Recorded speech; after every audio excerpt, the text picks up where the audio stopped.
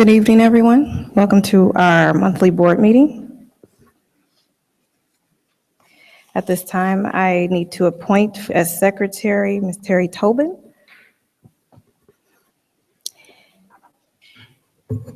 Mrs. Sanders is absent this evening.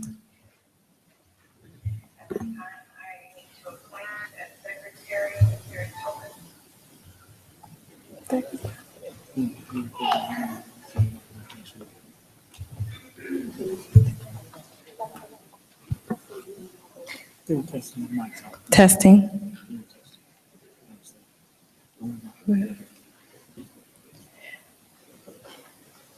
Terry, whenever you're ready.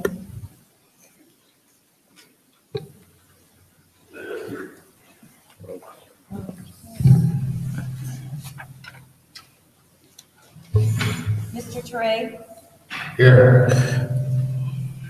Mr. Brown, Here. Mrs. Galbraith, Here. Mrs. Gasparo. Here. Dr. Hall. Here. Stand for the Pledge of Allegiance. I pledge allegiance To the flag of the United States of America and to the republic for which it stands, one nation, under God, indivisible, with liberty and justice for all.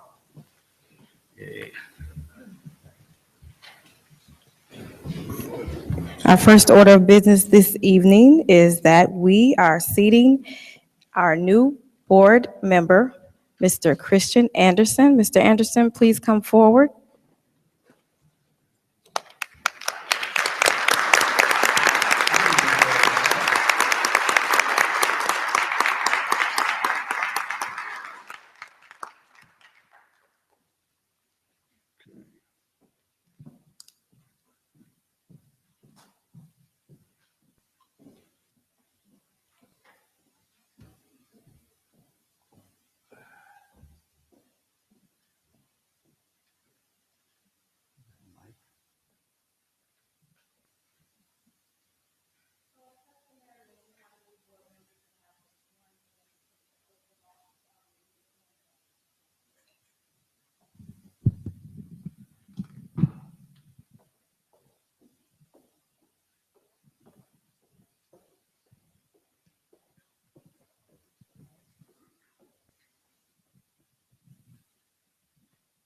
I, Christian Anderson, I, Christian Anderson, do solemnly affirm that I will faithfully discharge the duties of the office of member of the Board of Education do solemnly affirm that I will faithfully discharge the duties of the office of a member of the Board of Education of Crete Monee Community Unit School District Number 201U of Crete Monee Community Unit Districts School District Number 201U in accordance with the Constitution of the United States, in accordance with the Constitution of the United States, the Constitution of the State of Illinois, the Constitution of the State of Illinois, and the laws of the State of Illinois to the best of my ability. and the laws of the State of Illinois to the best of my ability.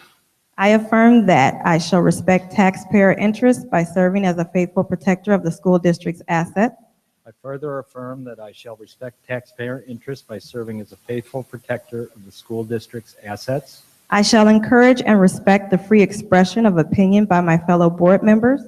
I shall encourage and respect the free expression of opinion by my fellow board members And others who seek a hearing before the board, and others who seek a hearing before the board, while respecting the privacy of students and employees.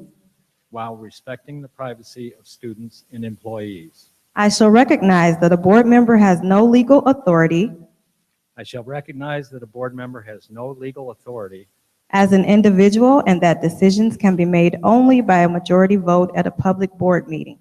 as an individual and that decisions can be made only by a majority vote at a public board meeting. And I shall abide by majority decisions of the board And I shall abide by majority decisions of the board while retaining the right to seek changes in such decisions through ethical and constructive channels. while retaining the right to seek changes in such decisions through ethical and constructive channels. I welcome you as a board member of Crete Monee School District.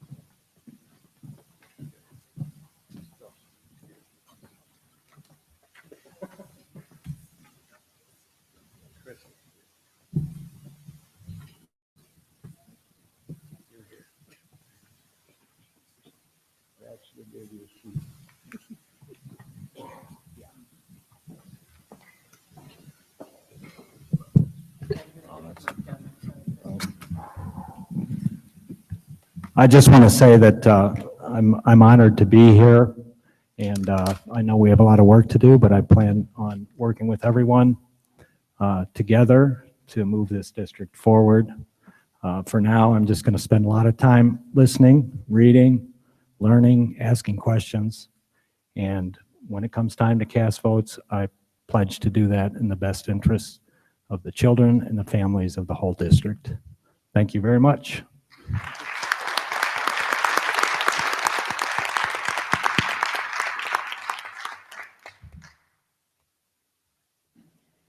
Thank you. Do we have any board members that have comments? Well, I do want to welcome you aboard, Board Member Anderson, Kristen Anderson, and I do hope that we can work together in a unified way. And as I mentioned in your ear just a moment ago, that we do get paid every 2 weeks.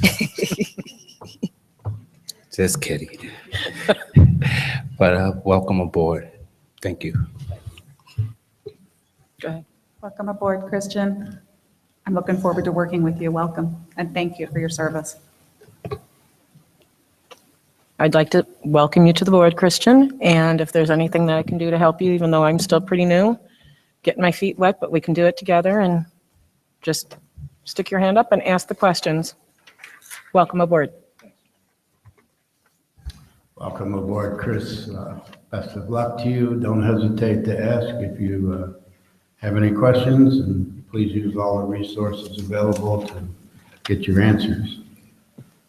Glad to have you, and good luck.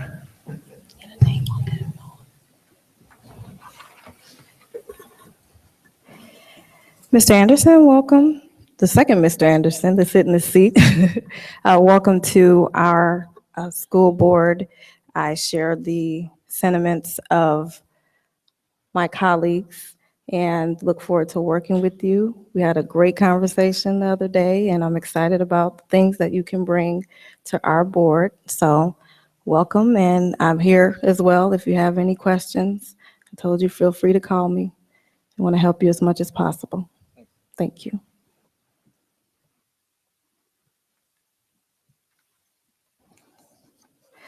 Okay, at this time, we will be honoring our students in our good news portion of our board meeting. I believe we will be hearing from our high school with our National Signing Day students who signed, I believe, last week, who are signing for their college education and have earned.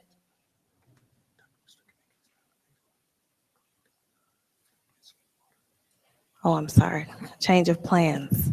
But we did have 10 students that signed on National Signing Day, and they earned scholarships, and they're very excited about their college career. So we do want to recognize them in that manner.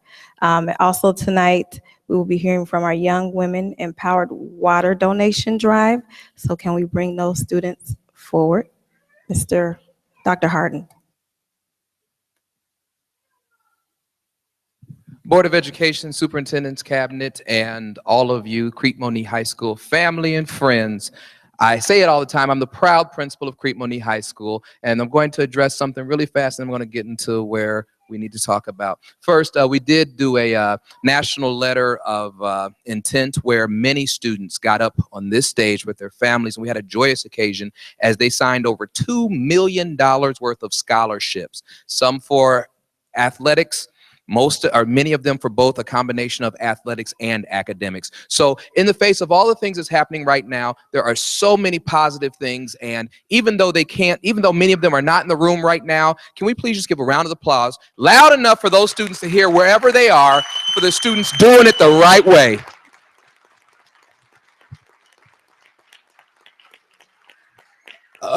Of our 1,655 students, so many of them do it the right way, and we don't give them enough credit. So we'll have them here next month. There was a mix-up in scheduling and a change in plan with some of the coaches and the athletic director, but I promise you, we will get those young men and young ladies here that they can hear you, and you can just give them a big round of applause right in their face, because they worked hard and they deserve it as they build the brand of Crete Monee School District 201U. But tonight, we're very fortunate to have, in conjunction with our Young Women's Empowerment, we have some young men that are empowered as well. And I'm not going to spend a long time introducing them. I'm going to let them come up and talk for themselves. They've been doing something that's tremendous and just amazingly awesome. And I'm going to call these 4 young men up to the microphone really quickly. Please clap for these young men as they come to talk to us about something that they're doing.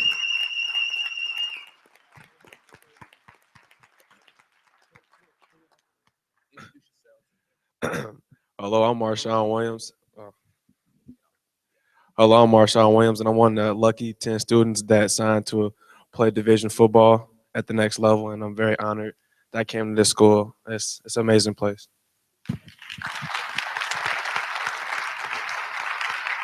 My name is Brendan. My name is Gia. My name is Michael. And tonight we're here on behalf, as you can see, Young Women Empowerment. We're collecting water for Flint, which, if you don't know, they're having a water crisis right now where their water is contaminated. They can't drink, they can't bathe, they can't do anything. They can't wash their dishes, their clothes, or anything. So we're collecting water right now. At this moment, we've collected over 200 cases of water, and which is about approximately 4,800 bottles of water for Flint. That was just last week alone. This week we've started again. This week we've collected about it's only been the first day. We've collected about 60 water bottles this week, or cases of water, I should say.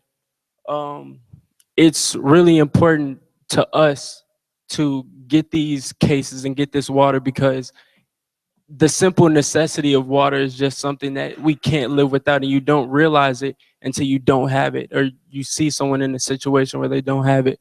So we want to challenge everyone in this room to, I want to say there's about 120, maybe 120 people in here, to 1 case of water. It's not that much. It's not expensive.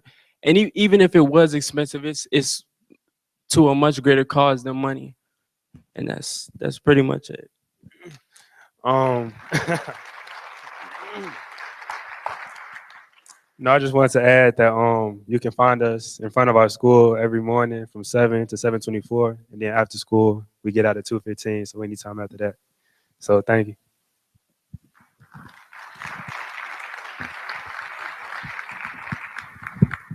So again, it's just been an honor to be the principal of these young men. And even though the event is titled after our Young Women's Empower movement, you will see a bunch of young ladies and these young men and a few more outside giving of their time at 6:50 in the morning, standing outside collecting water. And we have a room full of water. And Brendan, what you don't know, you said approximately 5,000. It's up to approximately 7,000 as of last count. And I'm going to challenge, just as these young men challenged everyone in this room to bring a case of water, it would be amazingly awesome if we can hit 20,000 by the end of this week. And we can do that. And we're going to do it with the help of these young men and the help of this community pulling together for our brothers and sisters in another community. And we have partnered with a high school in Flint. So this water is just not going to be distributed anywhere. We're taking it straight to the source. We're going to put it in the hands of young students, young men and young ladies that look just like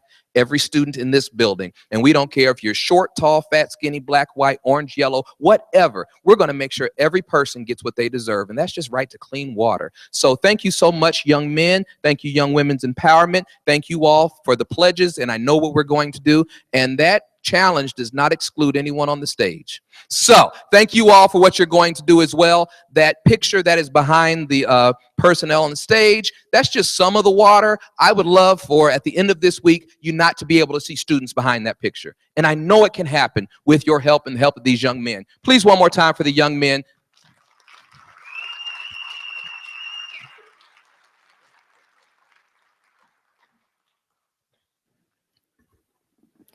Let me first say, I dropped my case off, Dr. Harden.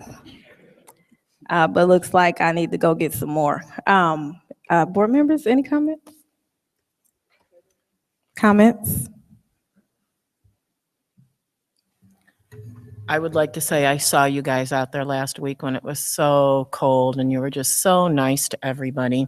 So I guess I have to bring more water, huh? Thank you for what you're doing. It's a great thing.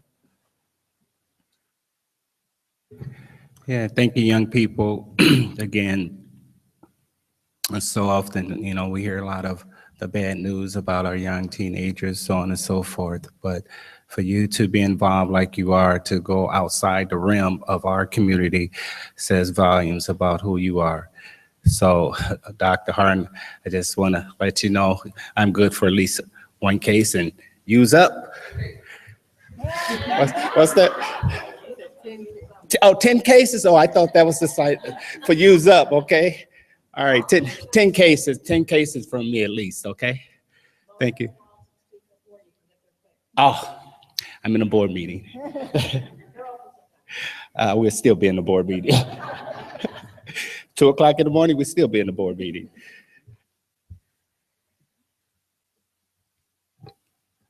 I did not realize that it was going to another high school. I think that's fabulous. I just thought that it was going to be brought to some sort of a community resource in Flint. So I think the fact that our students are partnering up with another school is fabulous. And I have, I guess I've been challenged, Mo's up to 10 cases, but thank you for everything that you do. I think it's fabulous. Keep up the good work.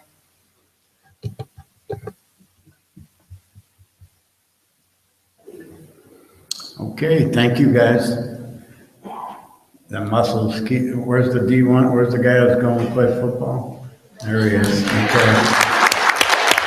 Congratulations to you. And, this is excellent to keep the biceps in good shape. So the other 3 guys, let him do all the lifting. Okay. And, thanks again.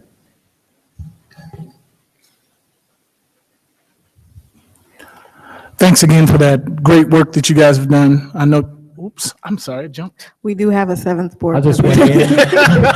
I'm the new guy, but thanks a lot for everything you're doing. I wouldn't be here if I didn't know there was so much good going on in this district and so many great students doing great things. So it's a good reminder for me, and thanks, just thanks.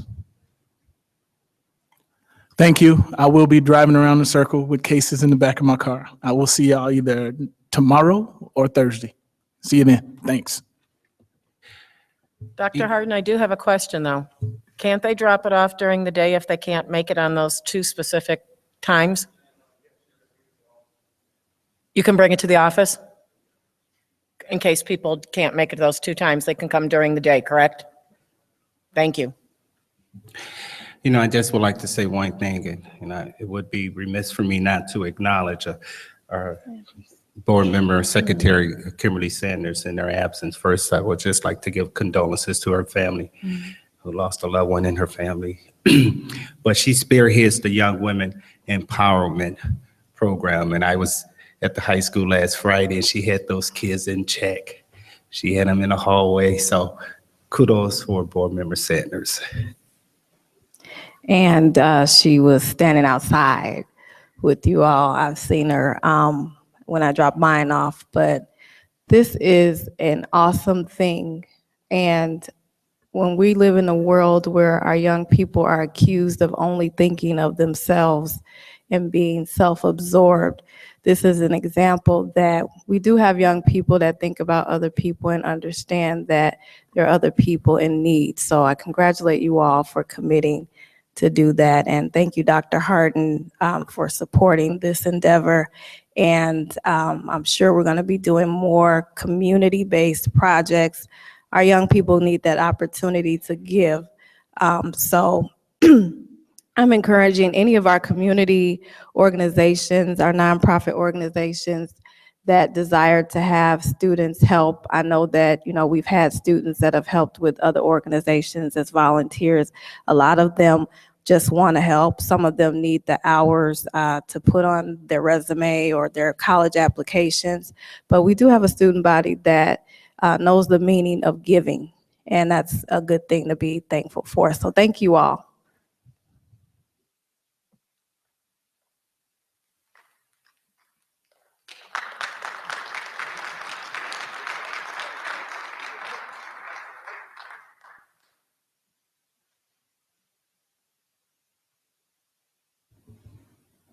I have a statement to read before we get started with public comments. And if it's okay with the president and the board, I'd like to go ahead and get that started. Good evening. I'd like to update you regarding some disciplinary challenges our district has had to face recently. As you probably know, we had a few fights break out in our high school in the past couple of weeks. 5 students involved were arrested for their roles in the fights, and all of the students involved have been suspended. It is our job to educate, not incarcerate, but we will do whatever is necessary to keep our students safe. The 2 students that were involved in the most major disruption are no longer in the school system, and 1 other will be moved to the alternative school this evening, hopefully. I want you to know that we will take whatever steps are necessary to provide a safe learning environment for our students. We do not intend to turn our buildings into a police state, but we have an excellent working relationship with our police department, and we appreciate the fact that when we need assistance, they have been quick to respond in a professional manner. We're working with our faculty, staff, and students to find answers to the problems that face our district and many other districts. There's an old saying that students don't care how much you know until they know how much you care. It is our basis for establishing relationships with our students. We care very deeply about our students, and that will help us to ensure their success. Thank you.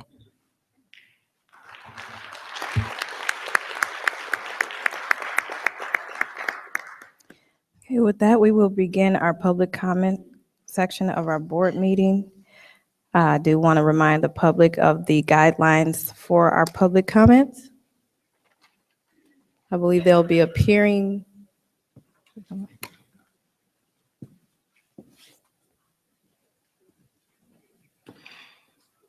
Okay, and they are also on the back of our they're attached to the public comment form that you received. So it's customary for us to receive our comments and we respond via email. So if you have replied that information, you will be receiving that response. Also, we post all of the responses on our website. So if you're here this evening and you desire to know the responses to those questions that are posed, you can go online and see those when they're uploaded. Okay. First, we have Dan Taylor concerning Senate Bill 100.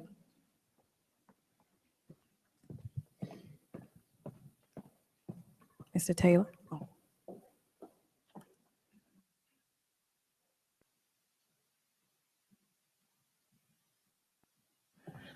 Donald, can you come down to the stage for a minute, please? Thank you, Dr. Hall. My question was pretty self-explanatory. I guess why I submitted it tonight is there have been several incidents that have made the metropolitan news, and Senate Bill 100 has come up in those in the discussions around those incidents. And I know you don't address the audience at this time, but I'm thinking that with so many people here tonight with concerns about what has happened, it might be nice if someone, either on the board or the superintendent, could speak a little bit about SB 100, why it is being piloted in our schools, what were the goals and objectives of doing this pilot, since the bill does not take effect until September of 2016. And lastly, what are you learning in the time that you've had this in process here? And did the board approve piloting this? Thank you very much. Thank you.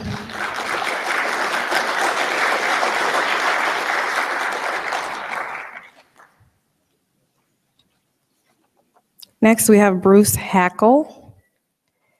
Comment on real estate values.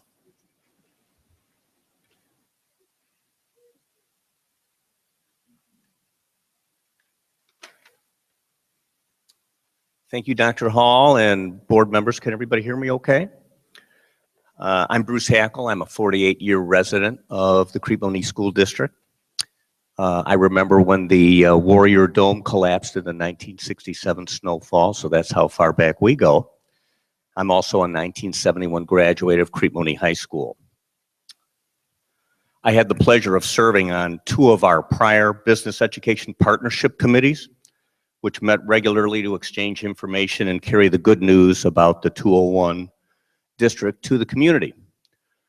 So my first question would be, perhaps it might be time to consider that type of a business education partnership again.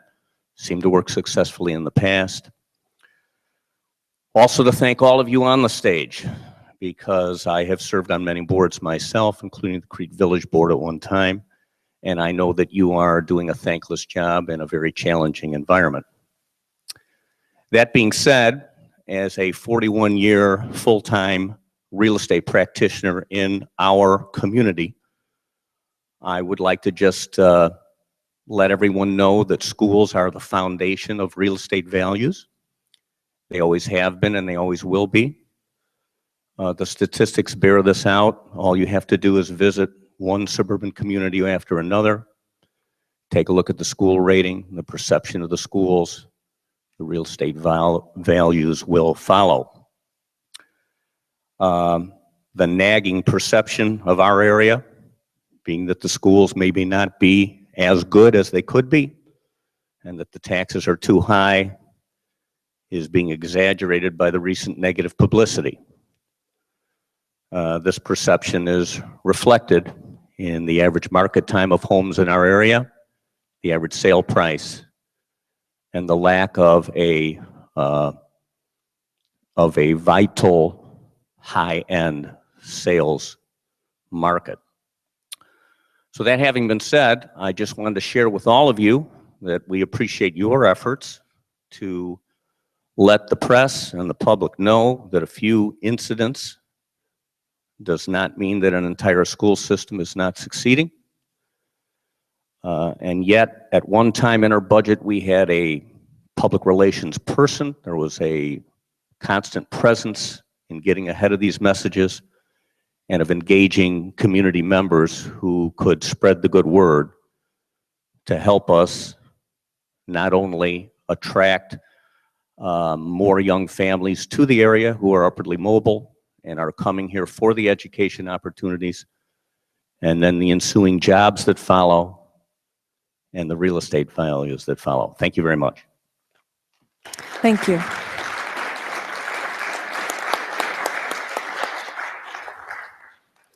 Next, Dr. Latanya Kennedy.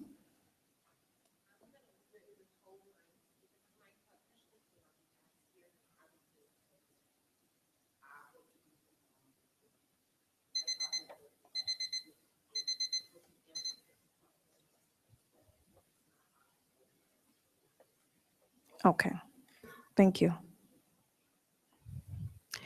Next, Kyla Miller. She's in charge of Black History Month at the high school. You're a student? Yes, I'm a senior at Crete Monee. Okay. I'm a two-year student leader as well as the editor-in-chief of the school newspaper, the captain of the varsity scholastic bowl team, and a member of the theater. And Black History Month thing was brought to me from administration to my ignition teacher down to me, and there was some concern. It's been brought to my attention that there's been some concerns about what I've been saying on the announcements, which is not only disappointing but also just disappointing that a school that is 62% Black has problems with what I've been saying on the announcements. My intent is not to offend anyone or to make anyone feel less than what they are, but only to educate and to also empower the other students within the school. So if those questions, or if there's any more questions, or I'm sorry, if there's any more questions about what I've been saying, you can contact me. I put my email address on the paper. Thank you. Thank you.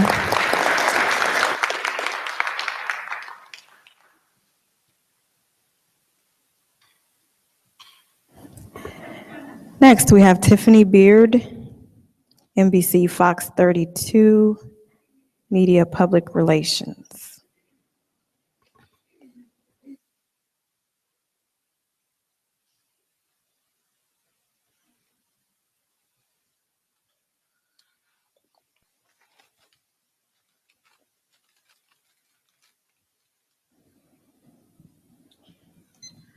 Good evening.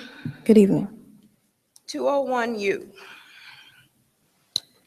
Welcome, new board member, Kristen Anderson. Much is given, much is required. First, I have a few things that I would like to say.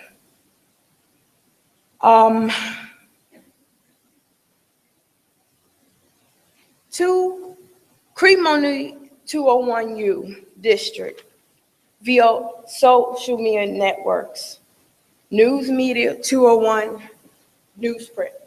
There is a lot of room for improvement. Yes, we know it. In every aspect of life. Ms. Beard? Yes. Can you please address the board? Sure. Thank you. It's unfortunate these outlets did not showcase other talents. Do we have room for improvement? Yes. 201 administration, parents, it's a circle that revolves around our children, and we are a community. Crete Monee University Park, parents, taxpayers, we have been recently disappointed at the light cast upon our schools. But first and foremost, let's move forward and repair and heal Warrior Nation. Before you, I represent the colors, blue and gold. So I ask you, regarding media presence, why do we not have a PR presence to address these situations, to get ahead of this negativity? That's my question. Thank you. Thank you.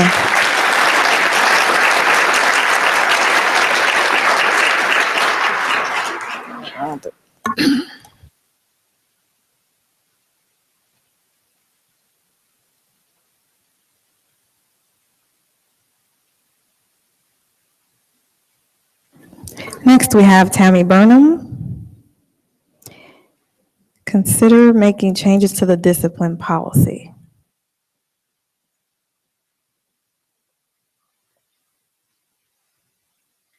Good evening.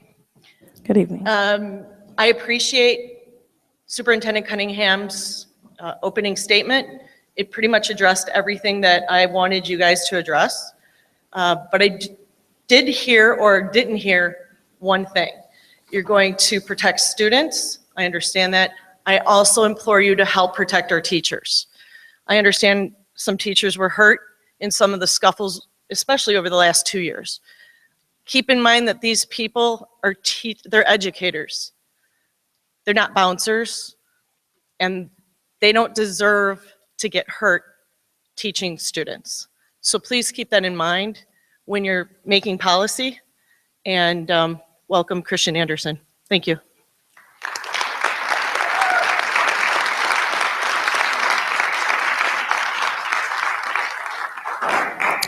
Next, we have Mary Bragg, new board member and issues in the press.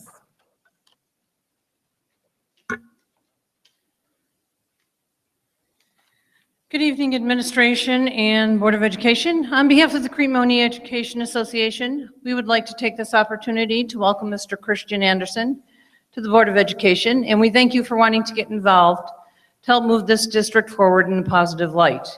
We look forward to working with you in a transparent and collaborative relationship. With that said, I would like to remind the rest of the board that your responsibilities are to hire a superintendent and to set policy. It is not to run the day-to-day operations of this district or to micromanage those operations. We ask that you be transparent and work collaboratively with the association by scheduling committee meetings in the evening when the public and staff are available to attend. In light of the recent negative publicity created by a few of our students, which is not a true picture of our district, we want to make it clear that we, the Crete Monee Education Association, does not condone violence, and we work to teach our youth ways to deal with their issues and emotions, and we try to de-escalate situations. Unfortunately, at times, our voices go unheard.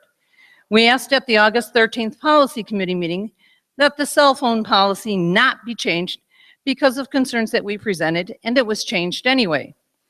We asked that our members be supported when students were not following expectations, and that consequences be issued. Again, we were not supported. I am tired of hearing the statement being made by some administration that the lack of discipline is the fault of the collective bargaining agreement and the association. It is the fault of the administration who does not support our staff and does not follow through when issues arise. Some administration does not allow staff to write referrals. They cannot even get the form to complete it, or the administration does not process the referrals or no consequences are given. When the members of the association, when we, the members of the association, are not the ones who issue consequences for disciplinary issues. That is administration's job. We've had students and staff injured because of the lack of consequences for unruly behavior by some students. We were told we are doing discipline this way because of Senate Bill 100. There was no collaboration to discuss its impact on our students or our members. This law hasn't gone into effect yet. We must work together and be supported by administration and this Board of Education to allow the goodness of students to shine through and to continue to be in the spotlight for positive events. And we must not allow a few students to ruin it for all, because all lives matter.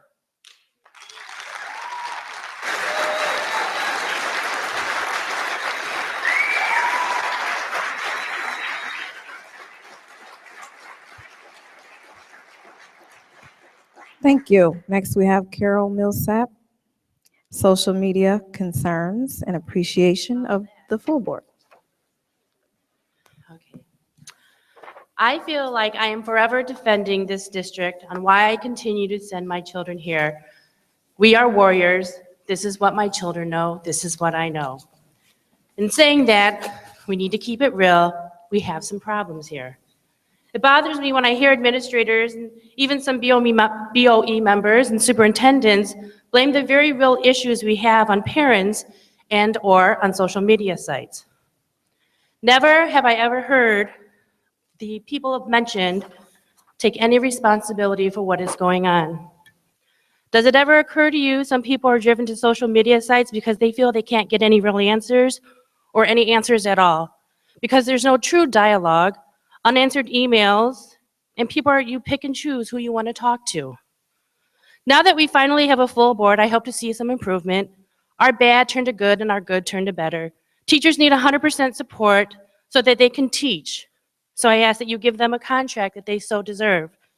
Policies that are clear and practical for the makeup of this particular district. Put positive action in place instead of reacting to negative. All year long at the high school, where were those inspirational banners and all the posters that I've recently seen that says, "We're here for you," or painted windows promoting school spirit? While all that is great now, they only appeared after the negative, with the exception of one single parent who requested to promote school spirit while we were on our quest for state. And she did that alone. She decorated the window, not just for the football team, but all those involved. Just about everything on the walls in this high school celebrates zero current student recognition, with the exception of art and college acceptances, which that has already been in place. So I say it's time to roll up our sleeves, develop a true and real partnership with 201U businesses, taxpayers, and parents, regardless of your age, poor, rich, male or female, or the skin color that we've been blessed with. If we're all saying we're here for the kids, then let's mean it. Let's deal with the issues and celebrate the good. And for those Facebook users, and for those who want to see how great some of our kids really are and what they accomplish, go to CMHS Warrior Pride. Thank you. Thank you.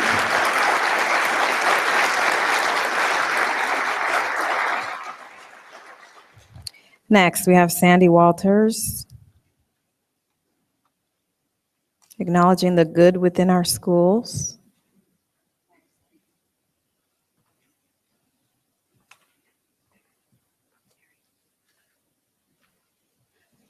Good evening. Good evening. As we all know, fighting in school is not specific only to Crete Monee. However, over the past several weeks, there appears to have been an escalation in these so-called brawls, which is very concerning. I am a parent of 4 boys, 2 of which have graduated from Crete, 1 that is graduating this year, and 1 that is a sophomore. For the most part, I would have to say their high school experiences here at Crete have been positive ones. However, from my observance over the past couple of years, there seems to be a greater tolerance for bad behavior while the good goes unnoticed. On the recent news coverage regarding the fights, Superintendent Cunningham stated that the new Senate Bill 100 is being implemented and that it is the school's responsibility to educate 100% of the kids with no exclusions except for extreme behavior. My question is, how can you educate any kids with this type of chaos and disruption going on, and what constitutes extreme behavior? According to the reports, police are seeking aggravated battery charges against a student for kicking a teacher. A student was charged with unlawful use of a weapon, and another for brandishing a padlock as a weapon. One of the fights resulted in a student ending up with a concussion. Tell me, is this not extreme? With these types of behavior problems going on, why are we implementing the new Senate Bill 100 now when it doesn't go in effect until September? And why has there not been any communication with parents regarding the implementation of this new law into our school? We have plenty of good kids who come to school to learn and plenty of great teachers that would like to be able to teach but can't because of the behavioral disruptions that go on daily. You need to stop downplaying what's going on and start addressing the problems. You need to stop being proud of the fact that our enrollment in our MEC building is down when we have these kind of behavior problems going on. Taxpayer dollars are paying for this building and staff. Let's utilize it for its purpose, which is not to isolate anyone, but to offer a more structured, smaller classroom environment. You need to stop lowering the standards, but instead raise them back up. At the September 29th board meeting, I stated that not only did I find it embarrassing, but also unacceptable that the picture frames of our all-conference players and teams have remained empty for the past 3 years. The banners in the cafeteria of our team and program captains are not current, but are of kids who have graduated 3 years ago, and our honorable bulletin boards are empty. Our state scholars and scholar athletes also go unrecognized. 5 months later, I'm still waiting to hear why these things aren't brought up to date. All of the good things go unnoticed. What message does this send the kids that have worked so hard? You seem to be more worried about the political correctness and not addressing the behavior issues instead of recognizing the accomplishments.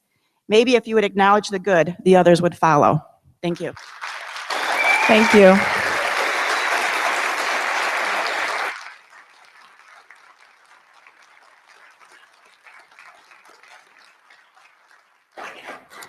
Next, we have Miosha Spraggins, Senate Bill 100.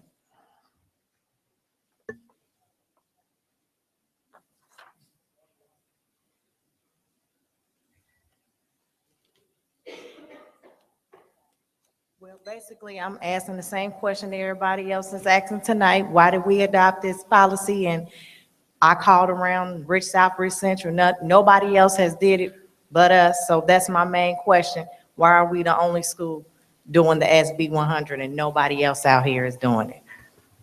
Thank you.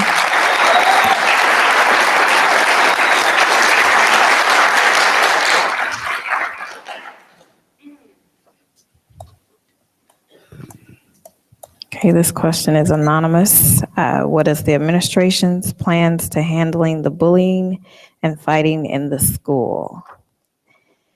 Question 2, can the district arrange a daily presence of off-duty Crete Monee University Park officers in the high school?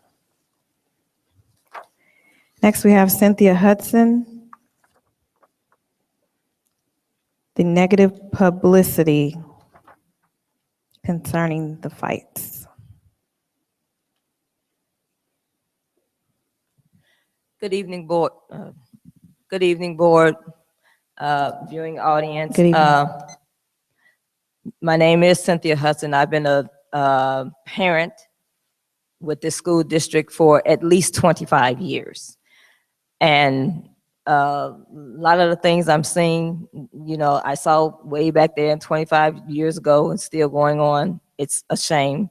You know, my thing is our students are doing so much good, as you can see by the students that we had here tonight.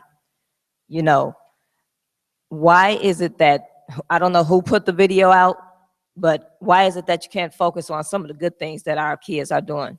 When you put the negative out there, you're not just hurting the school, I mean, those few students that's on that video, you're hurting all of our children. And when I say our children, I mean all of our children, not just the children that look like me. I'm talking about the children that look like me, you, and everybody on that board, everybody that's sitting out in this audience. So whoever put that video out was very irresponsible. And I would like for them to try and find something that's good and positive that our students are doing. There's so many things that our students are doing very well. They're making accomplishments all across the board, not just in sports, not just academically. They're also making accomplishments during community service. My son is a student. Well, he was a student of Crete Monee High School. He graduated May 2015. My son, I'm a proud mother of an Eagle Scout. We have a lot of community service doing Boy Scouts. So with the schools, all the different programs that they have involved, the Women of Empowerment, the young men that they're doing, there's a lot of community service going on within all of our communities that's done by these students. So when you see these fights, and I heard that the fight was during a passing period, that's why someone mentioned a brawl. Okay, if you have a fight during a passing period, you have a lot of students in that hallway at that time. So if you have two students fighting and a lot of students passing, it will look like a brawl, and it wasn't a brawl. So don't just say our kids are here fighting all the time, brawling and everything, when that's not true. Put something true out there that's positive, that's going to uplift our students. You know, I think the board is doing a fabulous job. I hope you all continue to work well with each other and talk to each other and communicate with each other. Call on me anytime. You all have my support in whatever you need. The students have my support in whatever you need. And that's what we need. We need all of the 4 communities to come together for the good of all of our students.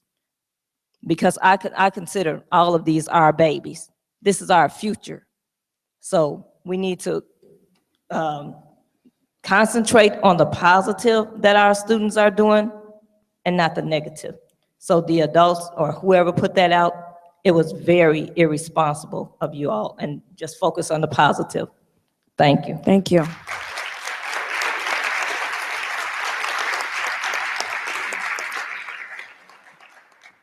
Lastly, we have Ruth Greenwood. Desire to work with the school board and community around the issues of school discipline. Hello, school board members, and hello, Hello. community. My name is Ruth Greenwood. I'm with the Chicago Lawyers Committee for Civil Rights Under Law. I run the Voting Rights Project, and I work closely with Candace Moore, who runs the Educational Equity Project. You can probably tell I'm from a lot further south than here. I'm from Australia, but I've been in America nearly 10 years. The work that I do in local communities is trying to help local democracies, like this school board is, function effectively. So to make sure that people's voices are heard and responded to, by their elected officials. And so we wanted to offer our support however we can for the school board and for the community. We think that obviously the introduction of a new bill, SB 100, my organization was heavily involved in the drafting of that bill, is obviously a confusing time for any organization. And I think that we've seen that it's going to take some time to get everybody on the same page and understanding the legislation and the implications of it. And so we're happy to come to community meetings or host information evenings to explain the law and how it may apply here. We just hopefully can be a resource to all of you. We think you guys are doing some really good work, and it's so great to hear so many people talk about the positives that are here, as well as trying to work through some of the negatives. Thank you.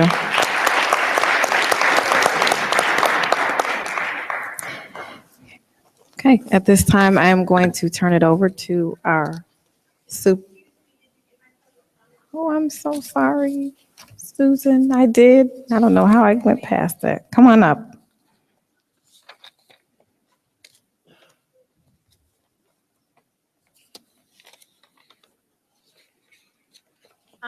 Board of Education, administrators, guests. I'm from Balmoral Elementary. My name is Susan Duran, and I'm a teacher there.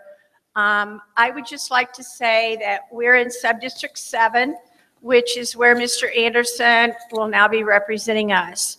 So I'm personally here on behalf of our staff, and we would like to invite you to come to our schools, see what's going on at Balmoral. As everyone knows, the seat has been vacant for quite some time, and we've kind of felt left out. Not that I do understand that all the board members, because many of you have come to our school, do represent all of us, but I would like to extend this welcome to you, Mr. Anderson. We hope that you will come out and see all the great things going on at our school. You're welcome anytime.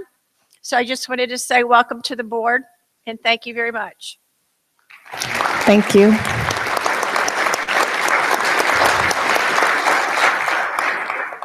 My apologies. Okay, at this time, I do want to turn it over to the superintendent. At this time, I'd like to call up the high school principal to go over the plans that he has. Are you ready, sir? Let me state that we were planning to do this under our administrative updates, but I think it's imperative that we give this information at this point, so. Okay, it might be easier if you all come down from the stage, just so you can see without twisting your necks like an owl.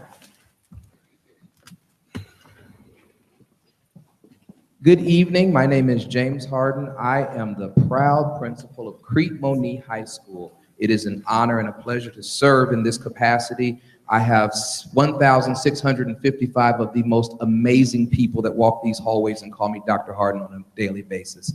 I'm so proud of the students. It's just, I can't speak enough good about the students. I'm very proud of the staff. I can't speak enough good about the amazing teachers and paraprofessionals and all of those that we call the Crete Monee High School family. Forgive me, I'm going to talk and pull up a presentation for you.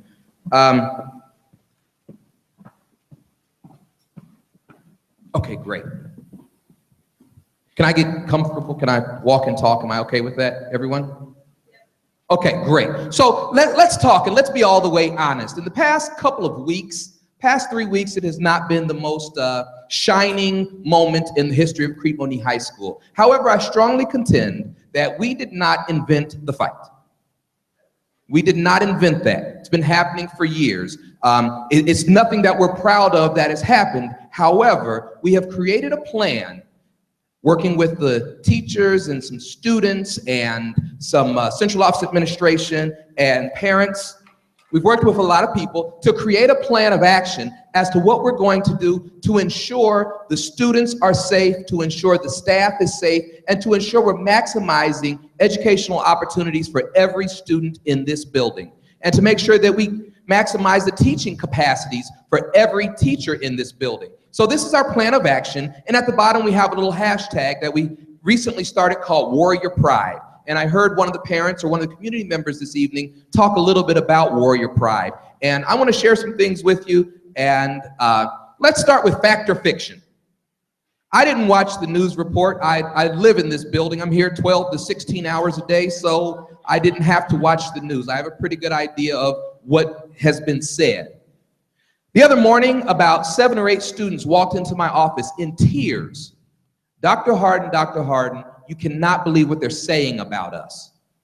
I look them in the eye and I say, well, tell me what they're saying. They're calling us animals. They're calling us monkeys. They're dehumanizing. My students were upset. When my students get upset, I too get upset, and I try to talk them through it, but it's hurtful because I tell my students how much I believe in them. I tell them they are just fearfully and wonderfully made. They're designed for accomplishment, engineered for success, and endowed with seeds of greatness. So when someone insults them, I take it a little personal, and my students know I'll do anything for them, and they know that. So let's talk a little bit, fact versus fiction. There are 7 fights every day. Fact or fiction? Okay, I have not staged this at all. Thank you guys for answering. Of course we do not have 7 fights a day. There's been approximately 100 days of school. That would be 700 fights. They would shut this place down if we had that many. However, I say, though we've had incidents we're not proud of, we do not have 7 fights a day. We don't have 7 fights per month. We hit a rough bump in the road. However, we have a plan to address that. Down we go a little further. It says students are afraid to come to school. From the students I've spoken with, I would strongly contend that is fiction. I have, however, with all transparency, spoken with some students and said, Dr. Harden, I am concerned.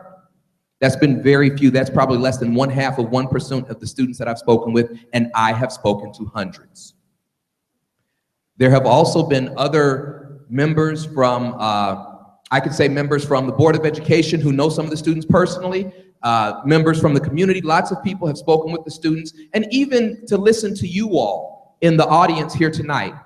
I've heard so many positive things, and everyone knows it's not all. We're talking about just a very few. What are we going to do about the few?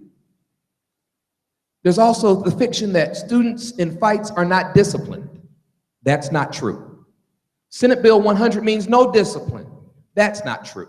So let's talk about some things. First, let's look at a little bit of data. Suspended students from over the 3 years, from 2013-14 school year to present day. What we did was we keep all of our data in a warehouse. We keep our academic data as well as our behavioral data in what we call a behavior warehouse of sorts, Swiss, for some of you that are familiar with school districts. And in that, what we've seen is from August 1 through February 16, in the year 2013-14, there were 280 students suspended,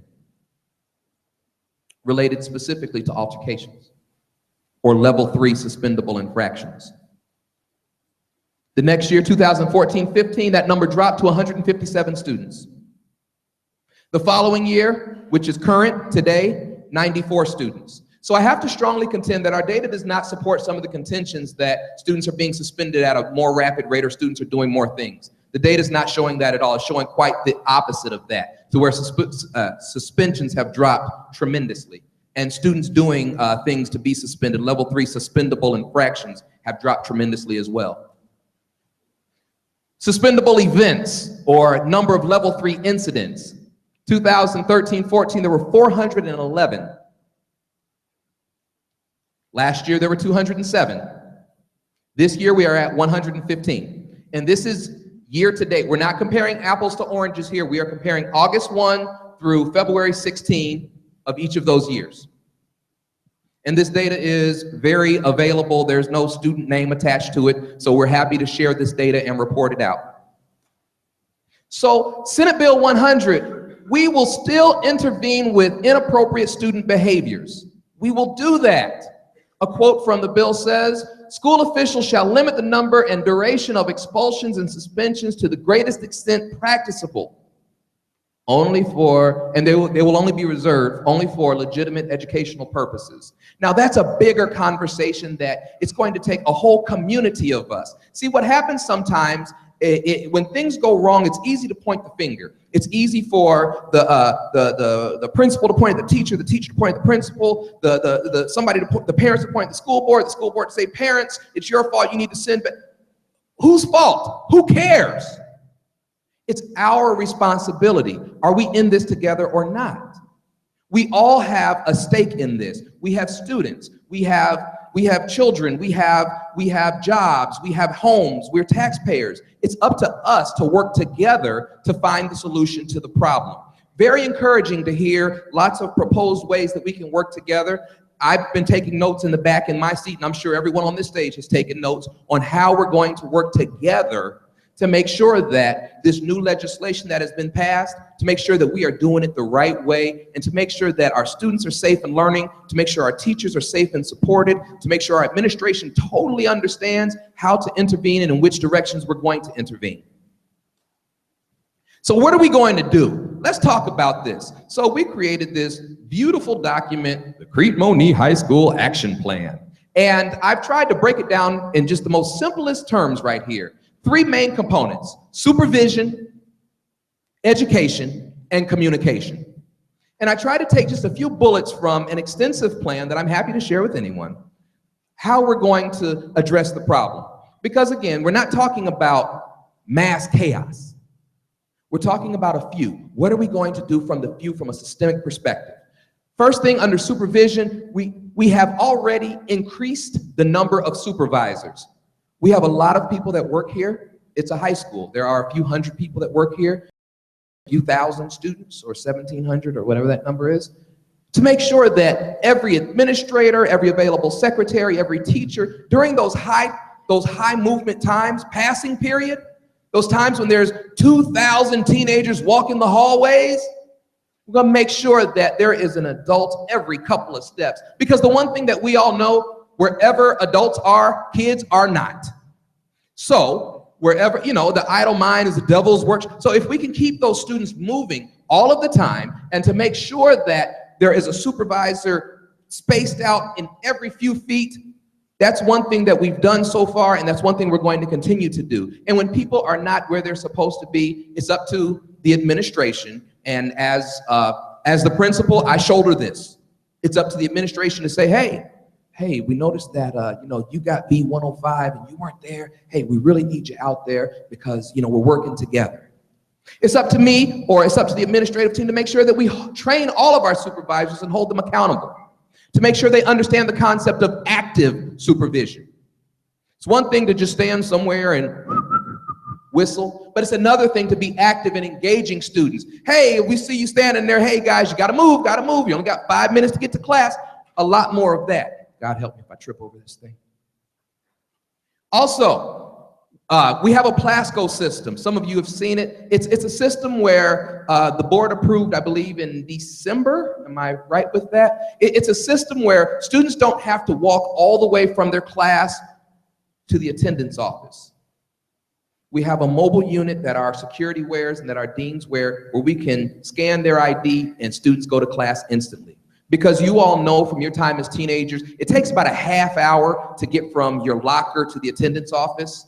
And then it takes about another half hour to get back because you're gonna take the scenic route. Well, to prevent the scenic route from being taken, we got them in the hallways, and they've been working, and we've seen a tremendous decrease throughout the month of January in the number of students tardy, and also the number of students that are extremely tardy because they goofed off in the hallway.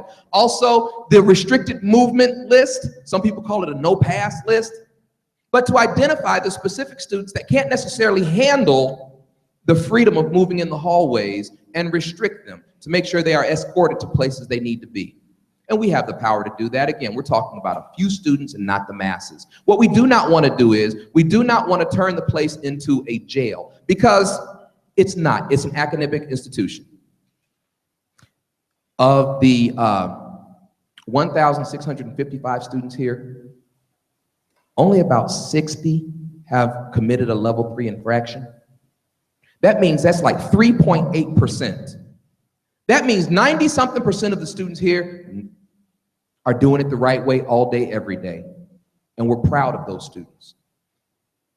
Education. It's important that we increase the support for students that have not been doing it the right way. Students that may have had a administratively imposed vacation from school for some ill acts that they may have committed. We're going to bring them back and we're going to train them. And we do it already, but we're going to increase that training to make sure things like, videos on how to act appropriately and what we expect for them out of class, to make sure that they sign off and maybe take an assessment on what we expect, to also work with and talk with the parents. I think what a lot of people don't realize, a lot of students in every school come with tremendous mental luggage. You don't know what's happening in your neighbor's house. Actually, nobody knows what's happening in your house. Our students are feeling that. And sometimes when a student acts out a certain way, it's only a reaction of what's inside. A good friend of mine says, whenever you get squeezed, whatever's on the inside comes out. So we don't know the home lives of every student, and some of them we do know they're hurting, and they're hurting tremendously. So we have to increase the supports for them by helping the parents and it's going to take all of us. For all of the comments that I've heard, I have a student for each one of you that needs to be mentored. And we are welcoming. Some of you in this audience know right now, if you come up here and say, I want to talk to the principal, I break my neck to get to you, and I will walk you through every corner of this building. I will stop everything I'm doing and I will walk you through every corner of this building. And what you'll see kids, you'll see some big tall kids with great haircuts. Wish I could grow hair like that. And some of them won't wear their pants the way we want them to, and we'll talk to them. Some of them might put a hood on and say, hey man, take your hood off. And some of them are gonna be cuddled up in the corner too long and say, hey, no making like in the hallways, hurry up and get to class. But that's happening at every school. We didn't invent that either. Reality, some of us did it when we were kids too. Remember, this is a place of teenagers and we work with them, we teach them, and we do everything to make sure that we keep them on track. From a communication perspective, and I've heard this a few times, one thing that I'm going to own as the high school principal, and I own all of this. When you're the captain of the ship, it's on your shoulders. I own this. We have to do a better job of communicating the wins. We win all the time. And I'm not talking about on the football, basketball, track. I'm not talking about there. I'm talking about the idea that our grade distributions are higher than they've ever been. That means more students our graduation rate is going up. More students are on track to graduate than the past few years. Our ACT scores are on the rise. We've been identified by advanced placement as almost an exemplar to say that what we do for students is so amazing that the world needs to come see how we run our advanced placement programs. I think we can also do a better job communicating that almost 25, maybe even more than almost 30% of our senior class leaves here with some kind of a college credit. Be it advanced placement, be it the Kankakee Area Career Center, be it the Prairie State program. Did you know that we put about 60 students on a bus every day and send them to Prairie State where they earn college credit the whole day? They leave here with about 24 college credits, many of them, and that means they're a sophomore in college. What do we save them? About $20,000 is about what we save them? That's a lot. We need to communicate that better. And that's something that I hear. I hear you, Dr. Hall. I hear you all as the principal. We will do a better job with that. That's part of the communication. We also, we talked about Warrior Pride a little bit. It's also important we offer the professional development for the teachers, and I just put teachers there because I ran out of space. That needs to be teachers, administrators, parents, students, everyone, to offer some just workshops on what we do here and how we can do it better, to offer an understanding. Because I think sometimes when we get rooms like this, and I hear all the stuff about Senate Bill 100 and all that kind of stuff, honestly, it might come from a lack of understanding. And that's something that we together can gain, a community understanding. And the development for our students, of course. Daily administrative check-ins where my team gets together and just talks about it. We meet regularly, but in times when things ramp up a little bit, is daily to talk about, okay, what's working, what's not, what's working, what's not. We have a discipline committee here. It has not been as well attended as we would like from a teaching perspective as well as a community perspective, but that's something we're going to continue and increase to continue the conversations about how discipline decisions are made. This committee is not about, oh, why didn't you put that kid out? It's just talking about how decisions are made and how people, teachers and students and parents, how everyone can feel better supported. It's a time to listen. Increase parent involvement. Come on. You can come to the meeting. We need you every day to mentor. Netiquette. Taking etiquette with the internet, right? Because a lot of our students, I guess it's unethical to hold them accountable for something that we haven't taught them. So it's important that we teach them proper usage. But maybe if we teach the students how to use it properly, maybe they'll go home and talk to mom and dad and say, think before you post, think before you click, all of that kind of stuff. Because when we do that, sometimes emotions run high and we say things about students that we don't know. And then somebody has to feel that. What if you were 17, 18, 15, trying to figure out the world and somebody wrote you a note saying, you're a monkey? How does that feel? It hurts. It hurts and it hurts bad. And somebody has to live with that. And teenagers it's hard to be a teenager. I work with them all day. They're already trying to figure out life. The last thing they need is commentary from the outside speaking negative into them. Ma'am, I hear you. I hear you. And the students, they hear us. And I'm hoping that everyone in the room hears the student's voice. Because we put it out there and then we wonder, I just believe in the power of the tongue. If you say enough negative, something's going to happen in a negative fashion. I believe that we can also talk positively into the lives of our students. And I challenge everyone to do that. We're one. We are one. And this is something that the students told me. Dr. Harden, we are one. And I believe that. And I challenge everyone in this room to work together to be one. Warrior pride. If you want to see some positive things, we as a building, and I'm putting this on the principal, we're going to do better of making sure our website is up to date. But if you want something quick, dirty, and easy, on your Facebook, and I know a lot of us have Facebook accounts, go CMHS Warrior Pride. And it's amazing how something we started Friday of last weekend has taken legs already. And there's been so many comments and so many positive posts. Whatever it takes, we're willing to do, but it's not a single effort. It's a whole community. It's going to take all of us to provide a quality education and to communicate and to do whatever it takes to make these students successful. Again, I strongly contend and believe our students at Crete Monee High School are designed for accomplishment, engineered for success, and endowed with seeds of greatness. And it's up to us as a community to plant those seeds in fertile ground, water it, and watch them grow. Thank you guys so much.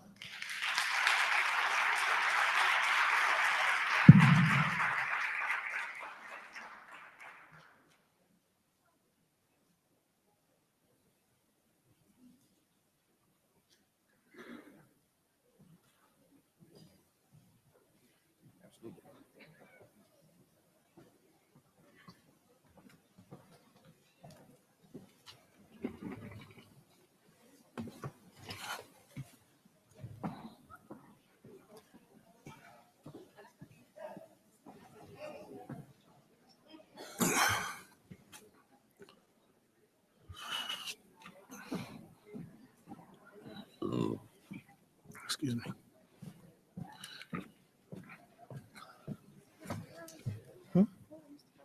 I don't have any idea.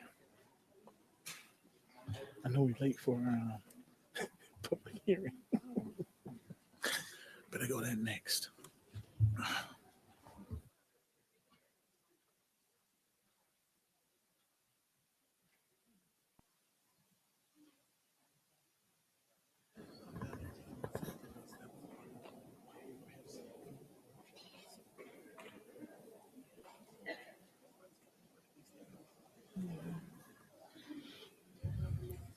Thank you, Dr. Harden, for that presentation and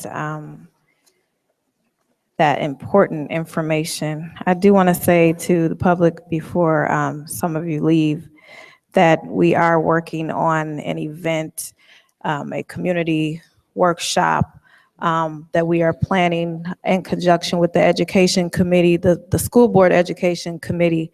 And at that event, we will be covering a lot of relevant information.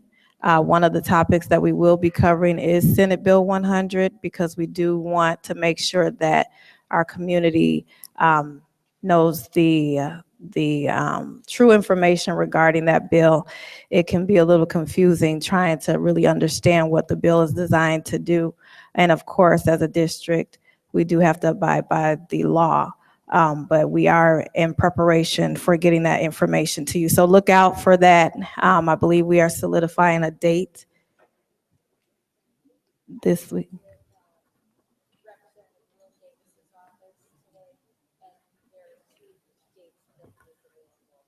Okay. So we should be putting that date out pretty quickly. Okay.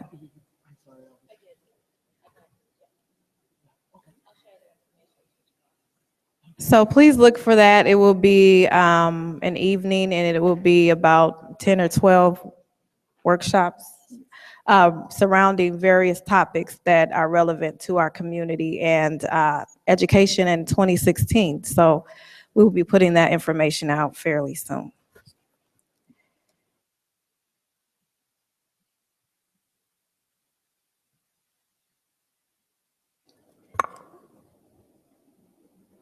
Okay, the next agenda item for the Board of Education is a public hearing to receive public comments on the proposal to sell $15.5 million in general obligation bonds.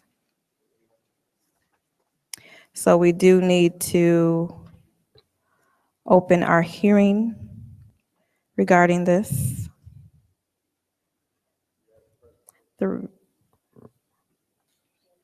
The reason for the proposed issuance is for the purpose of paying for, improving the site of, building and equipping in addition to, and altering, repairing, and equipping the Crete Monee Middle School building.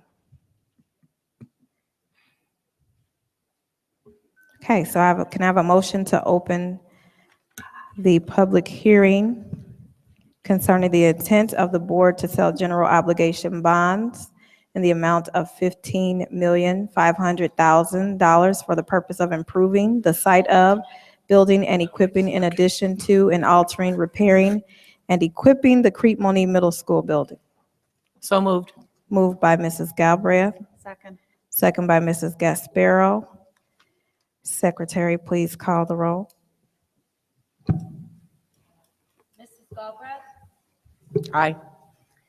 Mrs. Gasparo? Aye. Mr. Anderson? Aye. Mr. Toure? Aye. Dr. Hall? Aye, thank you. The hearing is now open. At this time, I would like to bring forth Dr. Grossi for his presentation prior to receiving comments. Thank you. Should we come back now, Dr. Grossi? No. Yes, yes. We get our exercise on the board.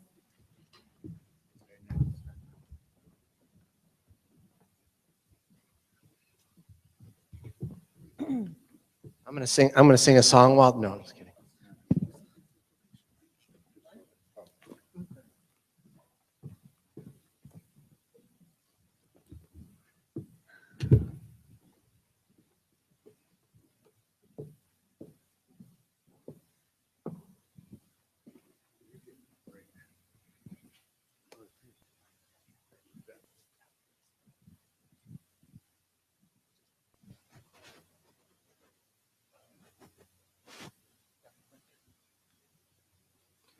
Thank you. The purpose of tonight's meeting is to hold the public hearing regarding the bond issue. This is a legal requirement.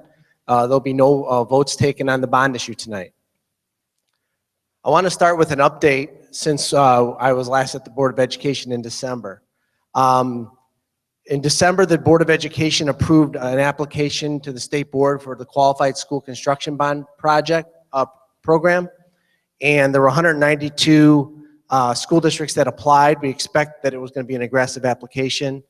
And the State Board of Education last week picked the top 29 school districts. That's how far it went down to get to the $492 million of allocation. Since Crete Monee was ranked 79th, they did not receive the qualified school construction bond application granted. Secondly, the financial condition at the state level continues to erode. The 2015-16 budget, as most of you know, has not yet been adopted. And as a result of that, there's been considerable discussions, including from the state superintendent of schools, about how the lack of a budget may even impact funding, especially in terms of general state aid paid to school districts before the end of the fiscal year. And thirdly, the district has considered multiple options for issuing debt over the last year or so. As interest rates remain near historic low levels, the most viable option is to approve a traditional bond issue. The recommendation is to issue $15.5 million in bonds to pay for, and it's in quotations because this is the only authorized purpose to pay for these bonds, improving the site of, building and equipping in addition to, and altering, repairing, and equipping the Crete Monee Middle School, and to restructure its existing debt. The next few slides are going to talk about the reasons why this recommendation comes forward. First of all, I've been working with school districts for nearly 30 years, and in my lifetime of working with school districts, I think that the times currently have never been more challenging, and I fully anticipate that the times going forward are going to be even more challenging. Some of the things that are affecting the state of Illinois including high unemployment, excuse me. The unemployment rate in Illinois is higher than any of the states that surround the state. Our state tax base continues to erode as businesses continue to move out of Illinois into areas that are aggressively pursuing them. Pension crisis, as we all know, there's a huge pension crisis that it's very possible may be shifted to school districts as a way to alleviate some of the stress at the state level. Chicago Public Schools has another huge crisis that almost seems insurmountable. And that's going to take a lot of money. And presumably some of that money may come from the state, which may squeeze funds away from other school districts. Aging population. The state of Illinois is one of the fastest aging populations, which means that as time goes on, there'll be more people or a higher percentage of people collecting benefits than working to help pay for the benefits, and this is going to put a long-term strain on the state. And as you know, the state has a huge budget crisis that needs to be addressed. So the primary basis of this recommendation is this, is that at the start of this fiscal year, the district had about $33 million in the bank. That's about 5 to 6 months worth of fund balance reserves. I would consider that a fairly healthy fund balance reserve, probably in the 50th to 60th percentile. The district has a project that's going on now that's going to cost about $15.5 million. The district has two options. They could use current fund balances, which would bring fund balances down to the $15 or $16 million level, which is under 3 months worth of fund balance reserves. Or they could borrow money to pay for the capital projects and preserve those fund balances for future operations of the district, which I'll talk about more going forward. It is my contention, and I work with as many school districts as probably anybody in this state, that a district that has three months of fund balance reserve or less going forward is a very vulnerable school district. It's very vulnerable to things that could impact them that are out of its control. In particular, I'm concerned about the state of Illinois shifting pension costs to the school district, which would increase expenses to the district by about 9% of your certified staff salaries, estimated. Part of the new Senate Bill 1, which is going to be introduced probably next week, is going to have a property tax freeze of 2 years. And although that's good for the taxpayers, one of the primary sources of revenue is that when they have 0% growth. And then the district's going to continue to have major capital needs. This funding does not address all the capital needs of the school district. And going down the road, the district will have to utilize fund balances to address those needs.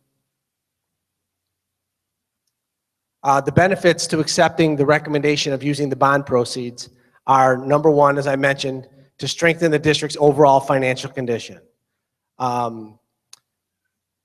If the district uses the $15.5 million of borrowing, again, it'll be able to keep fund balances over $30 million, notwithstanding whatever the operating deficit's going to end up being or surplus for the year. The second thing is that, which I'll show in a moment, is that by doing this bond issue and doing a refinancing, it will stabilize property taxes for debt only over the next 9 years. And I'll show an example of what the estimated impact is going to be in a couple slides. Consequences of no actions. Depleting 50% of the district's reserves will likely result in increased vulnerability due to the state's financial crisis. Two is the district's state financial designation dropping from financial review, which is currently rated, there's 4 ratings, to financial warning, which is the lowest rating. Second to lowest, excuse me. 3 is a need for additional cuts to staffing and or programs.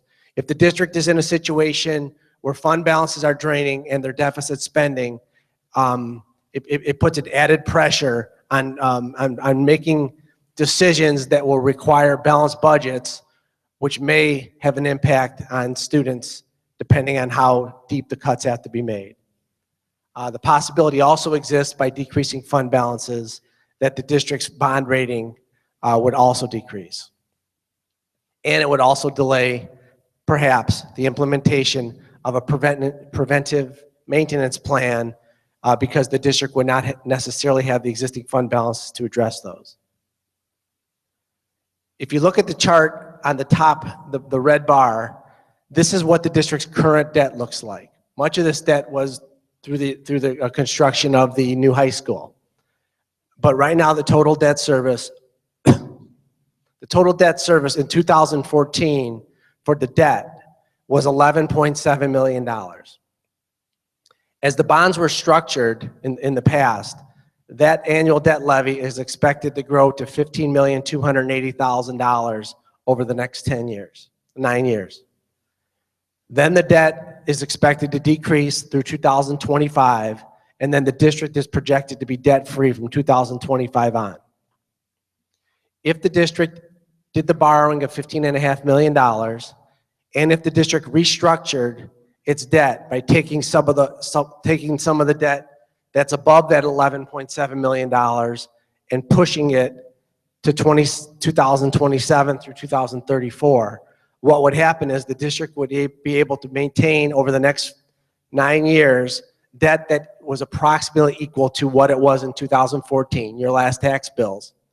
And then taxes would drop, but would not go down to zero as in the previous deal. So the downfall to the taxpayers is not that taxes are going to go up initially, not that taxes, in fact, taxes will go down over the next 9 years, but it will just be that starting in 2027, instead of the district being debt-free, the district will have a tax levy of about $1.8 million. And again, that's compared to $11.7 million that exists right now. As far as how it would impact the taxpayer, these are numbers based off of a $150,000 home. That homeowner currently pays as a portion of their tax bill $940 for that $150,000 home towards the district's debt. That number would grow to $1,226 in 2023, and then would drop all the way to zero in 2025. With the proposed bond issue and a partial restructuring, the taxes will stay roughly at $940 for the next 9 years. But again, the one consequence to the taxpayers is that in 2027, 11 years from now, instead of the district's debt being zero, it'll be $146 a year.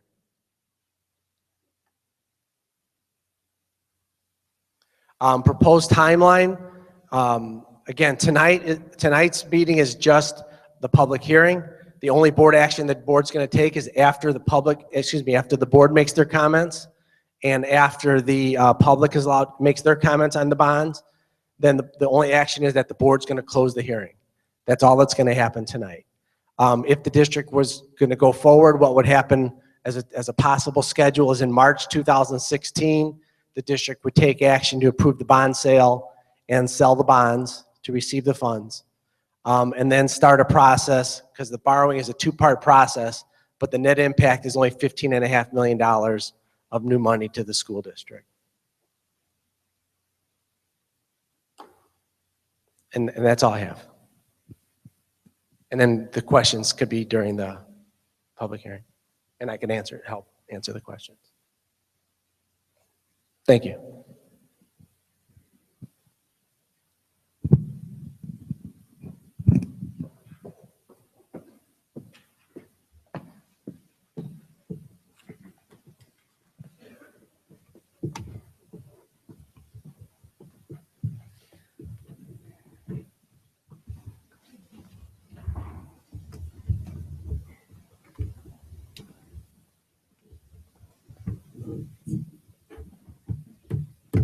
Do we know who?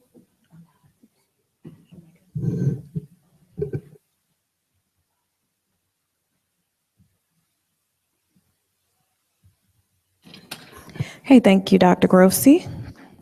At this time, I do want to open up for any board member comments.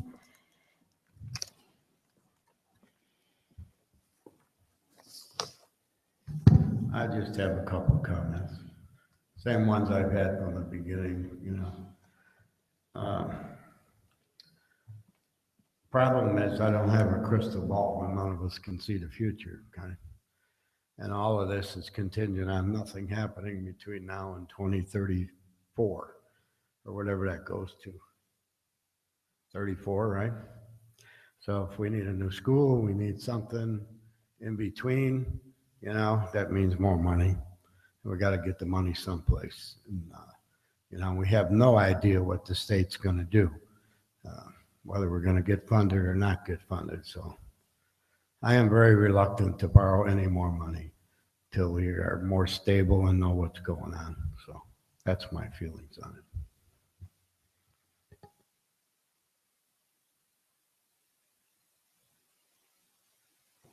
it. Any other board member comments?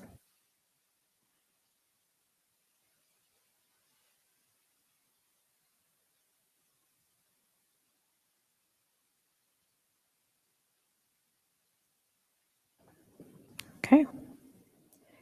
At this time, I would like to open up for any comments from the public.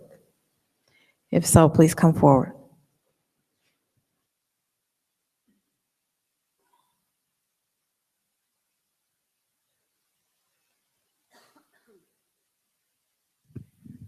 Good evening. My name is Doris Harmon Warren.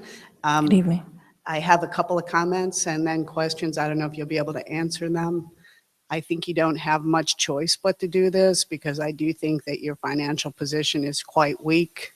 The question I have for you, which is a question I've been bringing up for several years now, the reason we moved the kids out of the 6th grade center is because we need an elementary in Crete. I don't see how you fund that. I don't know why you did this addition when you hadn't arranged funding in the forefront. I'm a little confused where you're going with this. I don't think you end up with $146 in 10 years. I think you're going to be having to take a lot more debt. I don't know how you're going to do that.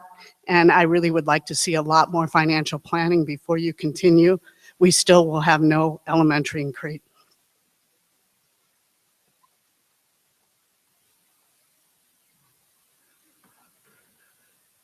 It's my understanding that in October of 2014, the board approved at that time a $89 million project. No, that's not true. Go ahead with your statement, Mr. Tan. It's not a statement. Was that a question? or Mr. you Brown has just? the floor. I'm sorry. You have the floor. No, I just, you made a statement, and I said I it was wasn't asking true. a question, Mr. Brown. Okay, well, I apologize. Please ask your question again. My question was, did the school board in October of 2014 approve a comprehensive building plan of almost $89 million? Okay, you're saying the plan, not we approved $89 million to sell it. That's what you're saying. A plan in place that would ultimately cost that much money. And there are several steps in it. There were several steps. That's called the FMP, but the FMP did not ask for $89 million. It was $89 million worth of projects that were identified that needed to be done. What we did was we went back through and figured up about $35 million worth of projects that we would be asking for in order to do the completion of the middle school, the completion of a new school in Crete, and the upgrade of the other schools in the district. All right. So these monies that we're talking about tonight, the 15.5 million, that will be used where? That would be used, as it's stated, for the middle school for the fund balance because of the issues that the state has gotten us into currently. So you're telling me that we've started construction on a project and we're still determining how we're going to fund that project? Yes, sir. We already have the funding for it, and we said we would be able to pay for that. But changes in what the state was doing has guided us to move towards a different route. You know, one of the things that Mr. Toure was saying, we didn't have a crystal ball when we started this. I understand that, but you were going to use the very reserve funds that this gentleman was saying we should not use. Is that correct? That is. That's why we started digging the hole in the ground. Making sure that we understand as we're moving forward. He's making that recommendation now. That was not the recommendation that was made beforehand when we had our bond agents and all of them looking at this moving forward. Where we've gotten into our challenges here are with the state of Illinois and what's changed in the last about 18 months. Are we under any obligation to continue the project in University Park? Yes, we are. What are the costs of stopping the project in University Park? I do not have those available at this time.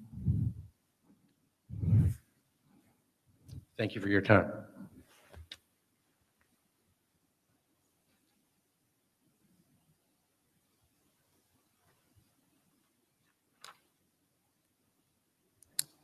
Any further questions or comments?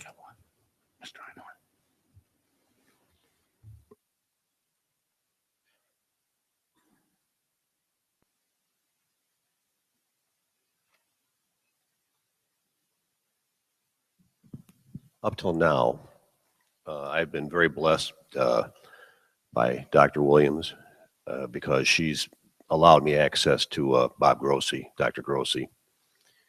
And I spent several meetings with him and we discussed a variety of different approaches to doing what we're trying to do or what you're trying to accomplish.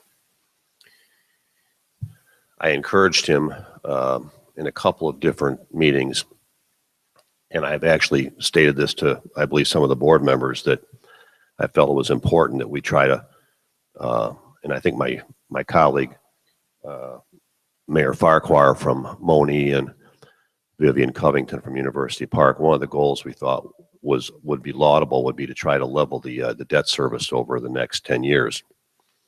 So they took that to heart, and basically the financing that they've come up with on various occasions kind of try to take that into account, as you can see in the lower illustration with the green arrow or with the green line. As I understand it now, or let me back up a second. The last plan that I was involved with listening to was to borrow 33 million, roughly. 16 of that was supposed to go to the middle school. 17 was unaccounted for as to what it would be spent upon. Coupled with that, there was to be an $8.8 million borrow or bond that would be used to level the increase in debt payment that is not forecast, but is actually part of the debt service that you see by the line, the red line. It's going up to the 1.226 million. Am I correct? We've never really talked about the 8.8 million. At least I don't think a lot of people understand that. But in essence, what you're trying to do here, as I see this, is you are basically rolling 10 years worth of working cash bonds into one borrow, because you're gonna offset whatever you pay out of your reserves now with the 16 million that you want to borrow, and you'll just use it up as you get farther down the road towards the 10-year mark.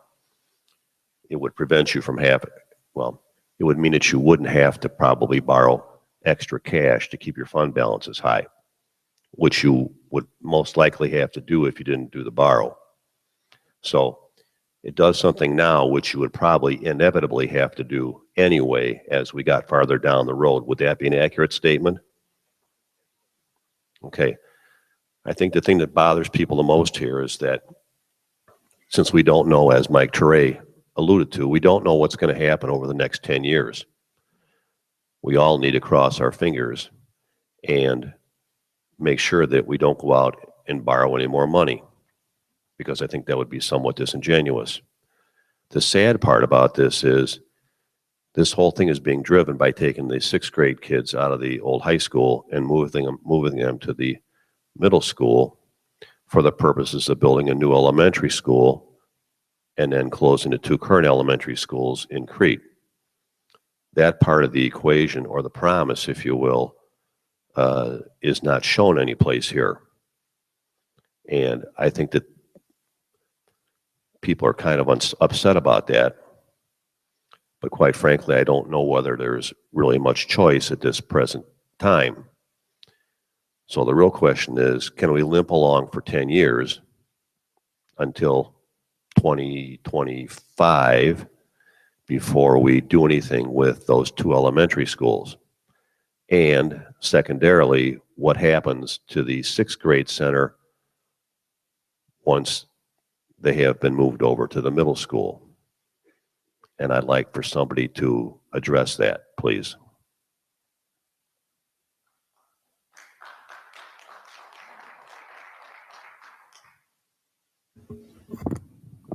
Okay, in our original FMP plan, we had included the elementary school. Currently, with the changes, as I've stated before, in the state funding, we're looking to stabilize the tax rate just basically there and take care of our fundings. Originally, the plan was not only to borrow a little bit more to make sure that we could pay for that elementary school, but also to stabilize that fund. And I think you and I have talked about that several times. We still think it's very important that we stabilize the tax rate. But until we can see a little bit more from the state of Illinois, we didn't want to take any action. We will be having a discussion about what is best for our elementary school in Crete. And we'll have that discussion with the board and with the public as we move forward.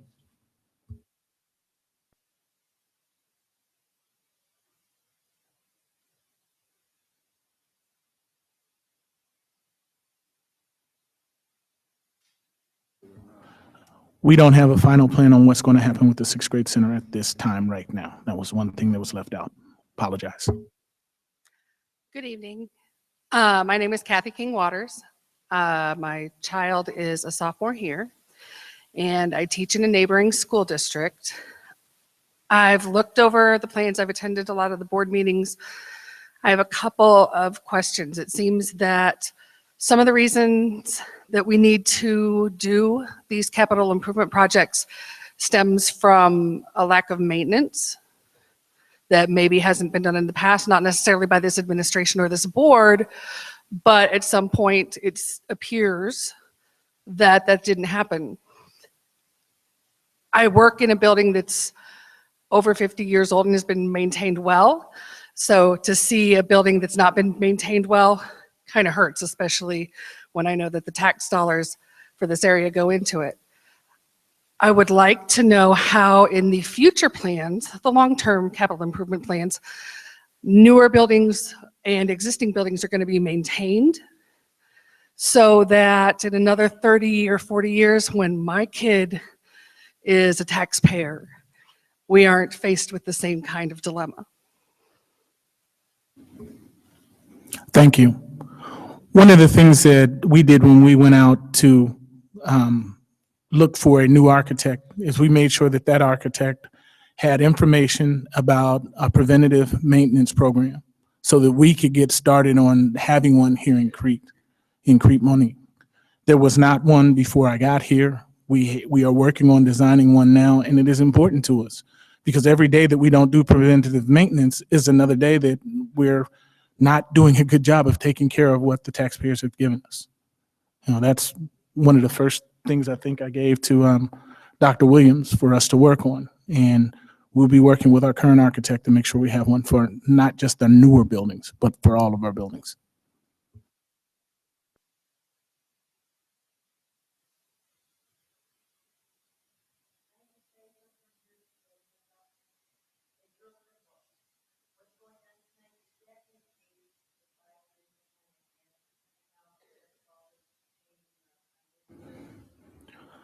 It does not negate the plan because that was the original plan that was okayed by the Board of Education, but there are some concerns about it, and the board will meet again to address those concerns.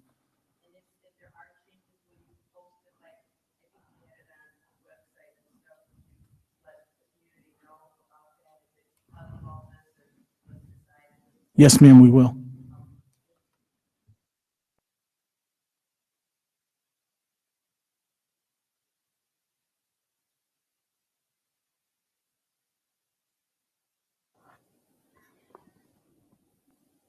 Okay.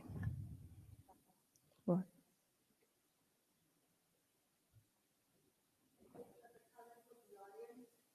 Yeah, if you can speak loud enough. Can you stand up or no? Oh. Mm.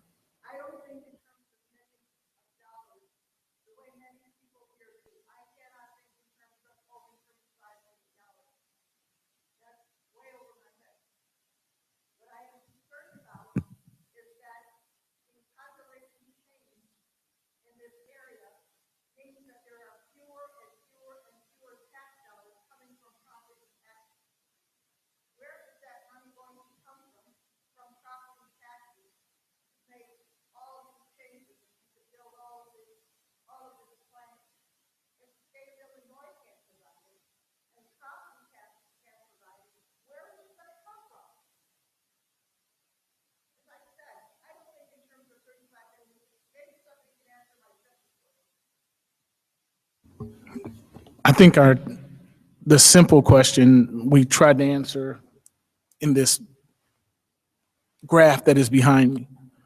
You know, what we've set ourselves up for when we did our previous build was that they thought that there would be a lot more people here than there are right now. And what we're looking to do is to stabilize that, to stabilize the taxes and move them out. It'll be longer to pay for it in order to make sure that we can all afford the taxes that are coming at us now. We're also looking to improve our schools so we will attract more people to come here. That's part of our system, making sure that, you know, one of the things that we didn't have here and that I will be recommending to the Board of Education is the installation of art and music at the elementary level. If we expect young families to come here, when you look around at the other places that are around here, that have art and music, why would they come here if we don't have it?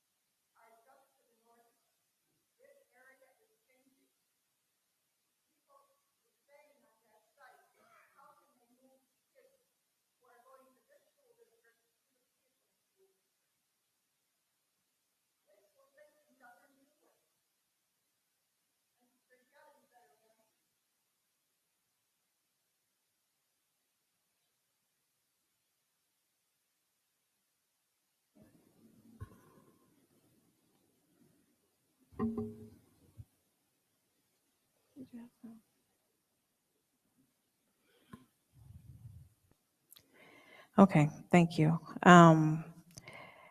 As far as the questions posed, I think those are great questions. We in education are really in a dilemma when it comes to funds. The comment about the real estate taxes, those monies going down, the state money going down, yet we hold the burden as a school district to provide the best for our kids.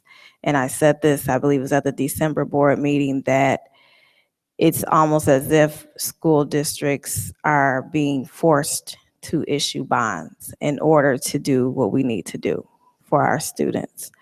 When I first got on the board, there were many complaints about the sixth grade center. We were barraged with complaints about that building. Someone said something about maintenance. I agree. We did our life safety in 2013, and a 10-year life safety survey, $14 million worth of issues in our buildings, and a lot of them the result of poor maintenance. And someone said about being in a school for 50. I know schools in Chicago that are in better shape than our buildings because they're maintained well. And the superintendent said, we're working on that issue, because I remember being appalled that certain things showed up on a life safety list, broken lights. And when I questioned whether we had a preventative maintenance plan, I was told no. We don't do much of anything unless we're told something needs to be done. And that's sad. So here we are in this situation of having buildings that are in dire need of repair. I remember you, Susan, coming to the board and requesting, we need a new school at Balmoral, coming with pictures of things in Balmoral, all types of issues with our buildings. And the thing is this, we come on a school board, this is my 7th year on this board, and you inherit what is done in the past, and you make the best decisions possible with what you have. We're in a bleak condition when it comes to school funding in Illinois.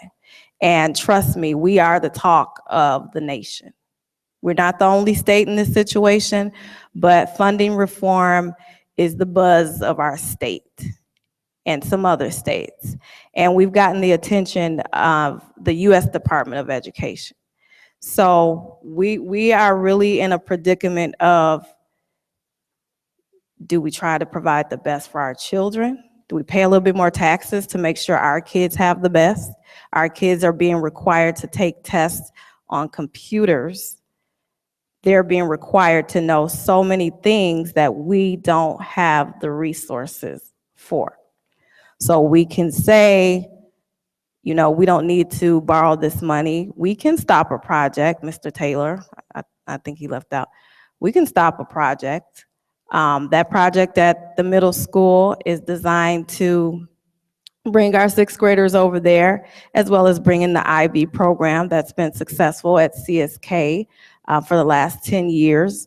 We have great plans to make sure our kids leave here with the tools that they need. And those plans have been shared over the last months with, from the superintendent, our plans on what we desire for this school district. We have to constantly be looking at the future. I teach on the college level. I've taught in community college as well, and I've taught remedial classes in community colleges where 70% of the entering students have to take remedial classes. I've had students that couldn't do PowerPoints in college. And we, again, are charged with this task of how are we preparing our kids to leave here. So we have some decisions to make as a school board. I'm an educator, been one for a very long time. I've seen it from pre-K all the way to college. I will support getting our kids the best education we can give them. I'm a taxpayer. I'm not rich, but I will support paying taxes if I know that I'm getting a bang for my buck. And that's my comments on it, Mr. Scrimenti.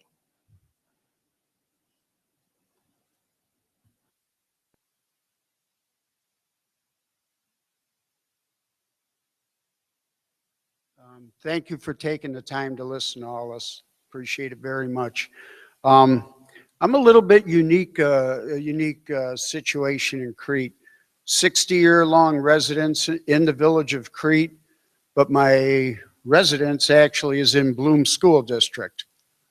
But I also own a business here in Crete that is very dependent on some of the good folks that are in here as well as up here and surrounding communities. And I also have, well, anyway, what I would caution you about when, and I know you're discussing millions of dollars. I'm not up on exactly what we need or what we don't need, but all I would implore you, trustees, board of directors, to really think about the consequences of raising taxes in a community that many of us feel choked off already with taxes, choked. If you take a look, and this came up at another community meeting at the library that I pointed out, that if you go up north of Steger Road into Cook County, where the business taxes are really atrocious, and I can tell you firsthand experience, I know darn well I have to dig it out of my checkbook twice a year. It's like a ghost town up there. You go north of Steger Road up Union Avenue and you get past Chicago Road, and with my one of my jobs, I travel around the whole Chicagoland area, and it's just absolutely devastating to see the vacant properties and the businesses that have left our area. And as you say, Dr. Hall, yeah, you want to educate the kids, but if there's no tax base, and people like this lady over here that she's struggling to maybe make her tax payments, if you're not attracting new people, what are we doing here? You're not going to have that base to fund the future kids. So all I would ask you is that please really give it your due diligence and look at the consequences of the impacts on the tax base.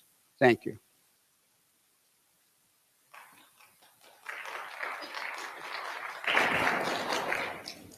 Thank you. Okay, all persons desiring to be heard have been given an opportunity to present oral and written testimony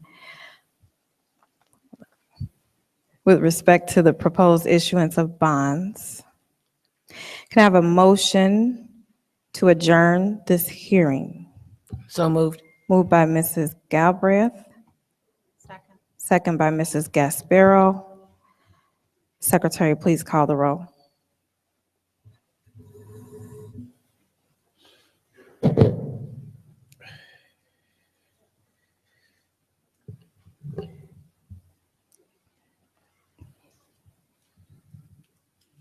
I'm sorry, Dr. Hall, could you repeat who made the motion and who seconded it?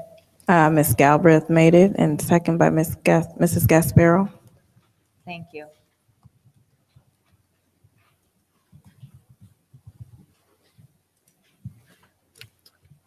Mr. Brown? Aye. Mr. Teray? Aye. Mrs. Gasparo? Aye.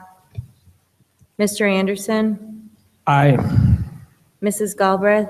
Aye. Dr. Hall? Aye, thank you. The hearing is now closed. Can I have a motion to go into closed session for the purpose of discussing student discipline? Move. Second. Moved by Mrs. Gasparo, second by Mrs. Galbraith. Secretary, please call the roll.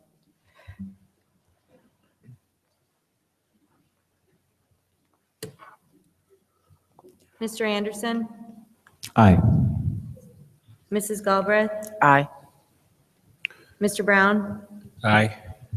Mr. Teray? Aye. Mrs. Gasparo? Aye. Dr. Hall? Aye. We are now in closed session. We expect to return in 1 hour.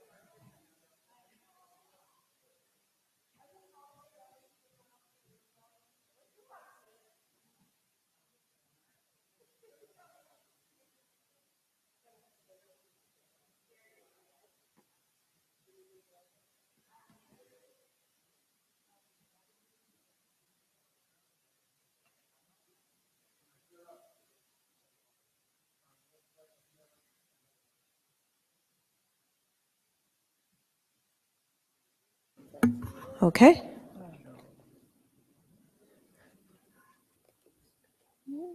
Missing board members. So we're missing board members.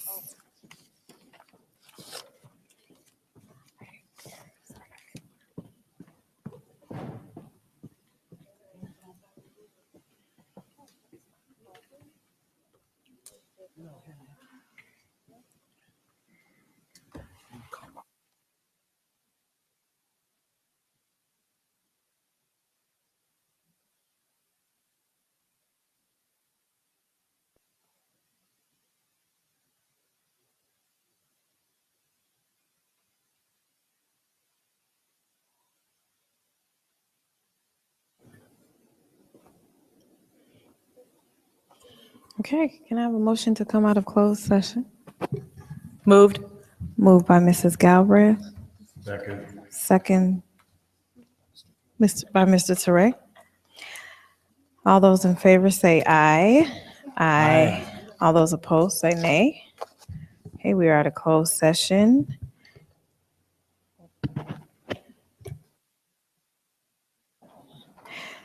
There are no board updates unless any other board members have anything to share at this time. Okay, moving on to administrative updates, curriculum, overnight field trip procedures. This is Ms. Hirsch. At the December board meeting, we had a discussion about overnight field trips, and there were some concerns expressed.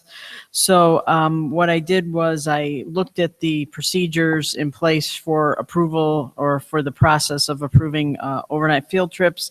And what I've attached in your packet is the procedures that have been handed out to our schools for doing those overnight field trips. And you'll see in your packet that we asked that the forms be typed, that they be reviewed for accuracy and contain proof of insurance and signatures, and that they be submitted at least 2 months prior to the event so we can make sure that those trips are approved in a timely manner. Okay, any questions? I have one. When you say checked for accuracy, to me, that's not the same thing as accurately completed.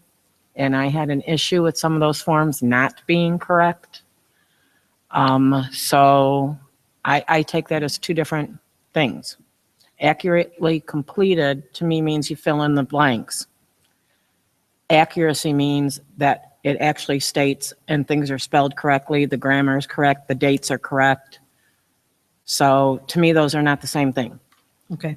And we'll, certainly they come across my desk and my secretary and I look them over, so we can certainly have them, we can look at them for, things like spelling errors and everything, make sure that. Because what we saw previously was horrific. Right.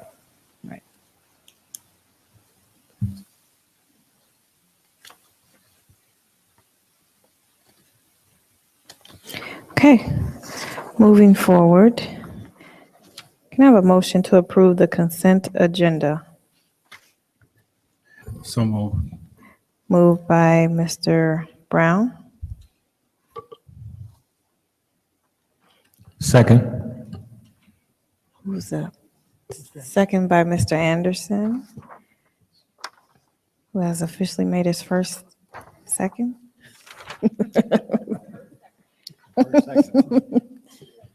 His first second. Okay. Mr.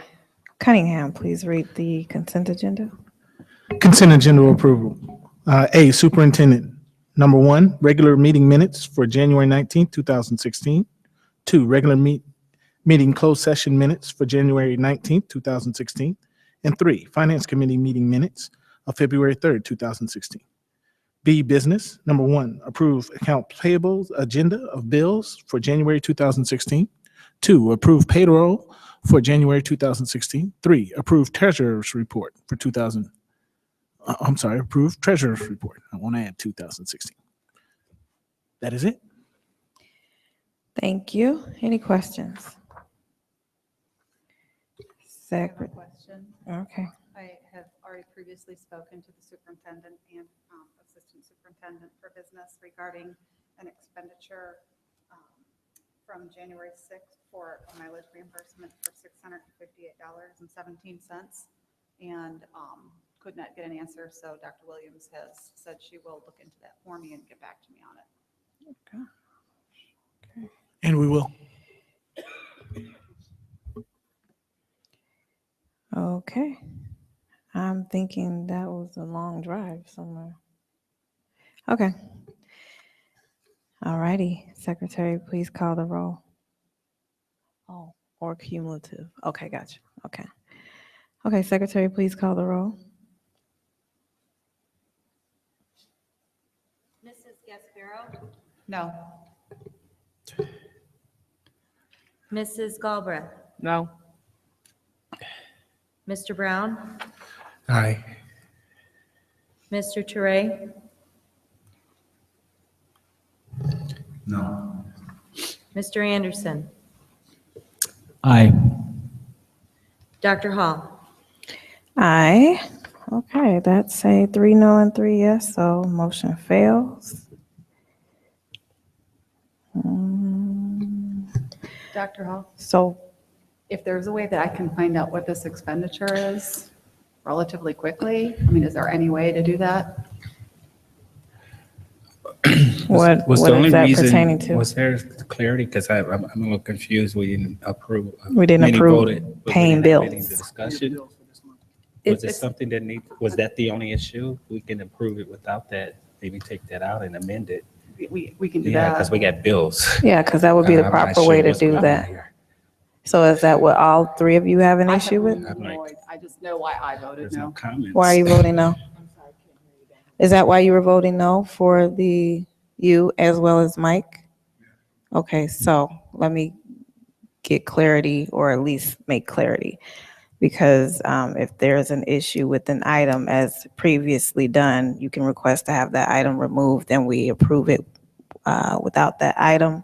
Because just now, we just voted to not pay for our bills because of one item of information that was not given. So I want to make that clear for board members. There's a proper protocol if you have an issue with one item. We don't want to put the district in jeopardy of not paying our bills because of one item. So we just took a vote. I don't even make a motion for recall. But neither side, there was no prevalent side, so, oh gosh. In the interest of transparency, I had no idea what was going on. I asked the question. I had no idea anybody else had any questions on that.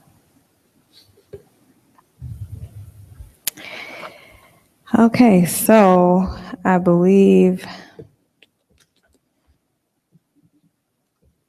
we Dr. can, I believe that Mrs. Gasparo said that after speaking with Dr. Williams, that item would be removed.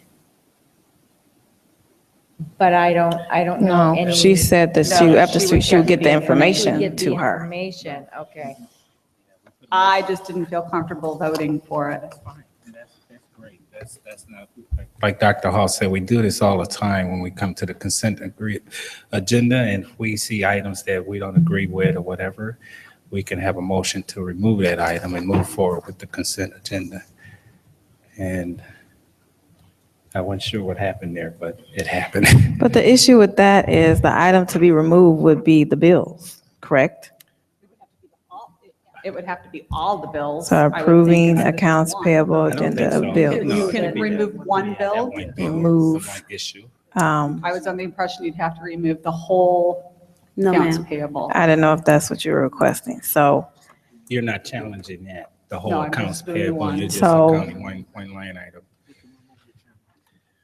Is that was that the scholarship issue? No, sir. The Yeah, item said for the scholarship. 2015 football scouting. Football scholarship, yeah. No, it didn't say What is it? scholarship. I mean, it said scouting. scouting, yeah.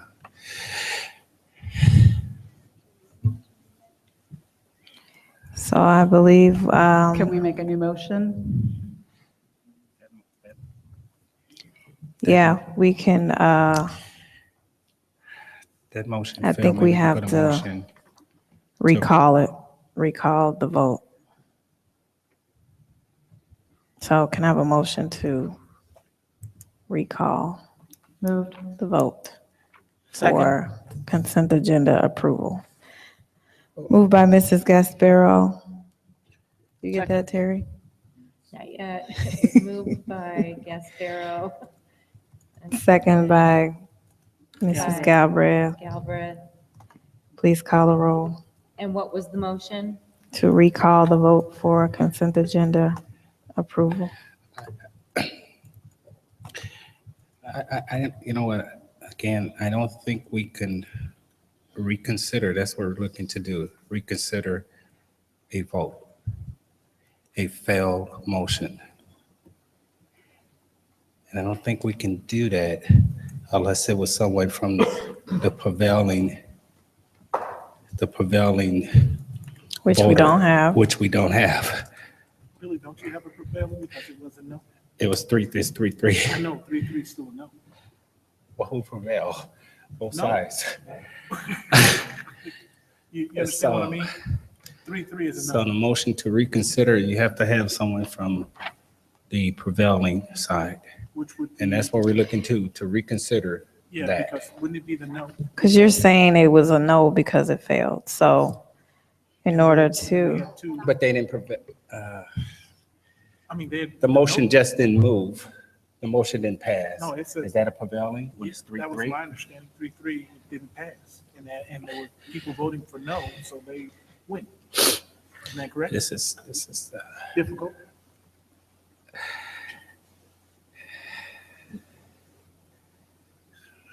I think it was no prevailing here. It's no. Go The ahead. motion didn't move. so the question is, how do you reconsider when You reconsider. it's a failed motion, not by vote, but because You it was a reconsider by a split? vote, but it has to be someone to bring up the motion that's on the prevailing team. Voter. I'm looking it up.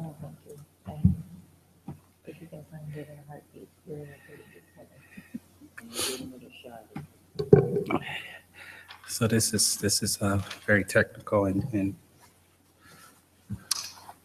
again, parents, calling with these I'm bills. looking at it now.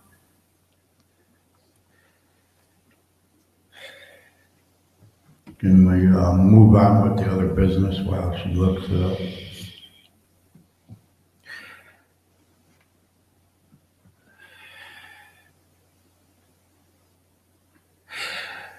On a reconsider, you can come back. You can come back at any time during the meeting and reconsider.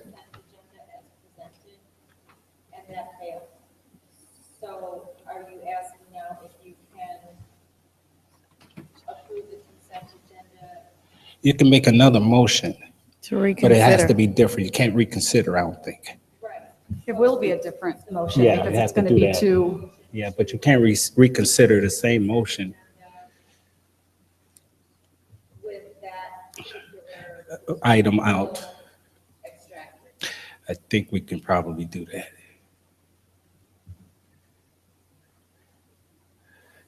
I remember reading that.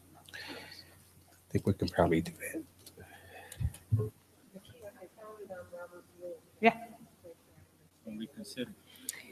The issue is that I don't think it gives clarity on if there's not a prevailing side. So that's the issue. And it's 3-3, who prevails? The motion didn't carry, is that the nays that prevails? No, there was no majority. There was no majority, Okay, so- right, Motion. right. And the motion was to approve the consent agenda as presented. So Right. that failed. That's correct. But We you can bring up still another make a motion with different motion. verbiage. Yes, That's what we probably can do. yeah, So would you like me to? yeah, make a motion without the mileage reimbursement for football stuff. Okay. You ready, Terry? All right, so Let's do. I move that we approve the consent agenda with the exception of the removal of the $658.17 expenditure from January 1st, 2016 for mileage reimbursement for the 2015 football scouting. So move. Second. Okay. The motion has,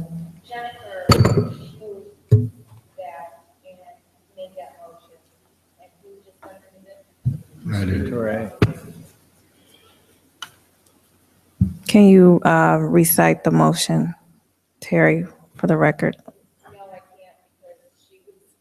I was just going to go back and look at the tape tomorrow to see exactly what she said. Trying to go through the whole thing again? If you want to read the whole thing again, I can get it. I'm- Approve the consent agenda. With the exception of, or with the removal of the expenditure from January 6th, 2016 in the amount of $658.17 for mileage, August 28th to November 7th for the 2015 football scouting.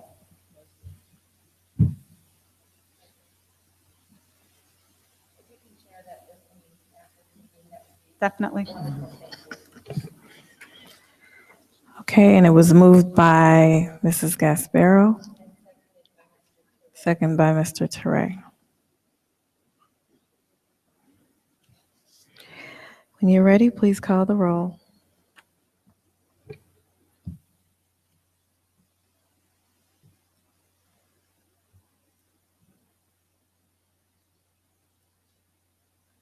Okay.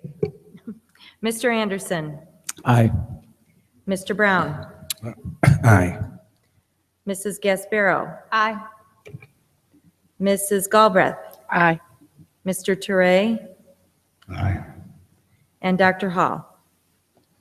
Aye, thank you. Moving on to action reports. Curriculum, Ms. Hirsch.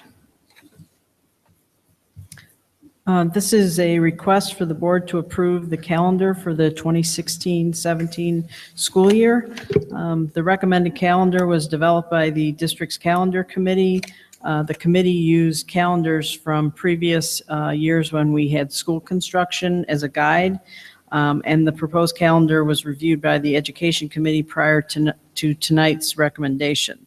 The calendar was designed to accommodate construction, and the calendar contains a student start date after the Labor Day holiday, Teacher Institute days on Columbus Day and Martin Luther King Day holidays, student attendance on Pulaski Day, and the Veterans Day holiday is part of our parent-teacher conference timeframe. So the holidays are covered in that regard. And it's a recommendation that the board approve the calendar for the 2016-17 school year. Thank you. May I have a motion to approve the 2016-17 calendar school year? Moved. Moved by Mrs. Gasparo, Second. second by Mr. Brown. Any questions? I had a question. Did you say the kids would be going to school on Veterans Day? No, it actually falls on the Friday after parent-teacher conferences, which traditionally is a district holiday because we work into 9 o'clock the night before. Okay, thanks.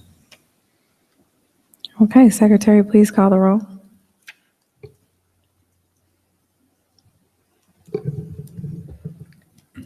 Mrs. Galbraith, Aye. Mr. Teray, Aye. Mrs. Gasparo, Aye. Mr. Anderson, Aye. Mr. Brown, Aye. Dr. Hall. Aye, thank you. Motion carries. Okay, Title I, school-wide plans. As we discussed last month, our Title I schools that have school-wide programs are required to have their school-wide plans approved by the Board of Education. Balmoral, Crete, and Talala are our Title I schools with school-wide programs. The school-wide plans are on the ISBE Rising Star Improvement Plan template and have been updated as requested at last month's meeting to include the after-school plans. The plans for all 3 buildings address the following areas: needs assessment, professional development, PBIS, after-school programs, parent involvement, response to intervention, data analysis and instructional planning, and preschool transitions. And it is the recommendation that the board approve the Title I plans. Thank you. May I have a motion to approve the Title I school-wide plans? So moved. Moved by Mrs. Galbraith, Second. second by Mr. Anderson. Any questions? Okay, Secretary, please call the roll. Mr. Toure, Aye. Mr. Anderson, Aye. Mr. Brown, Aye. Mrs. Galbraith, Aye. Mrs. Gasparo. Aye. Dr. Hall. Aye. Thank you. Motion carries.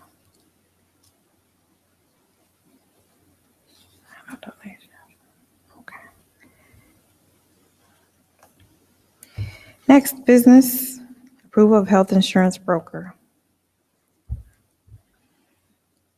Good evening. Good evening. Included in your packet is a recommendation to approve a new health insurance broker proposal, along with appointing that new broker as the broker of record. A health insurance broker is utilized to service the district's self-insured medical plan, dental, life, employee assistance, wellness program, as well as the COBRA administration. Your district administrative team determined that the services provided by the current broker warranted review. So we did sit down and meet with multiple providers and review proposals. Those proposals range between $50,000 and $65,000 annually. The proposal that is presented today was actually originally the highest proposal, but we were able to negotiate that down to $50,000 a year for the first year. And the proposal includes services that are not currently being provided by our existing broker. So it is the Finance Committee's recommendation, along with the administration, that the Board of Education accept the proposal presented by Vista National and appoint Vista National as the broker of record accordingly. Thank you. May I have a motion to approve the health insurance broker of record? So move. Moved by Mr. Brown, Second. second by Mrs. Galbraith. Any questions? Okay, Secretary, please call the roll. Mr. Toure, Aye. Mrs. Galbraith, Aye. Mr. Anderson, Aye. Mr. Brown, Aye. Mrs. Gasparo. Aye. Dr. Hall. Aye, thank you. Motion carries. Thank you. Human Resources. May I have a motion to approve the personnel reports? So move. Moved by Mr. Brown, second by Mrs. Gasparo. Any questions?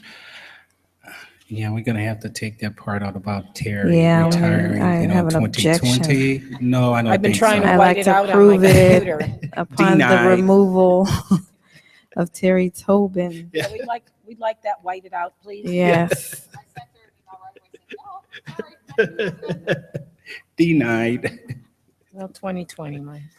It's a long ways off. I'll be retired by then. Oh, I am retired. Didn't they tell you that the administrative assistant, you can't retire out of that? I thought you knew that. You're looking at a whole bunch of these. I just had one question. Do we have Daniel, the night custodian over at Balmoral? Do we have a replacement for him? We have we do, several don't we? substitute custodians on the Yeah. report tonight for hire, and those are the ones we're plugging some of these gaps with. We have several openings right now that we need to temporarily fill, and that's what those individuals are on there to cover. Mhm. And how soon will we fill it permanent? At this point, it'll be posted and we will fill it as quickly as we can. Hopefully by the March board meeting, we would have a candidate. Thank you. All righty. Secretary, please call the roll. Mr. Anderson, Aye. Mr. Touré, Aye. Mrs. Gasparo, Aye. Mrs. Galbraith, Aye. Mr. Brown, Aye. and Dr. Hall. Aye, thank you. May I have a motion to approve the recommendation to transfer student 2016-3A to the Crete Monee Alternative Program? So moved. Moved by Mrs. Galbraith, Second. second by Mr. Touré. Secretary, please call the roll.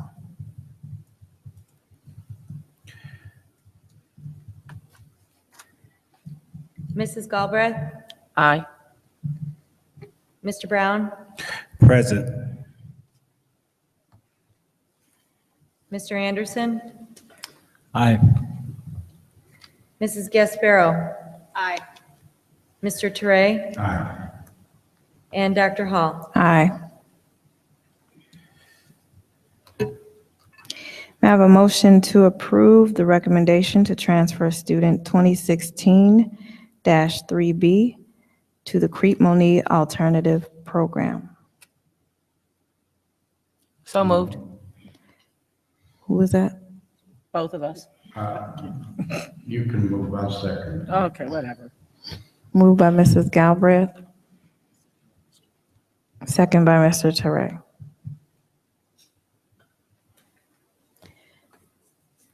When you're ready, please call the roll. Mr. Brown, Aye. Mr. Anderson, Aye. Mrs. Gasparo, Aye. Mr. Touré, Aye. Mrs. Galbraith, Aye. Dr. Hall. Aye. May I have a motion to approve the recommendation of expulsion of student 2016-3C? Moved by Mrs. Gasparo. Second. Second by Mrs. Galbraith. Secretary, please call the roll. Mr. Touré, Aye. Mr. Brown, Abstain. Mrs. Galbraith, Aye. Mrs. Gasparo, Aye. Mr. Anderson, Aye. Dr. Hall. Aye. May I have a motion to approve the recommendation to transfer student 2016-3D to the Crete Monee Alternative Program? So moved. Moved by Mrs. Galbraith. Second.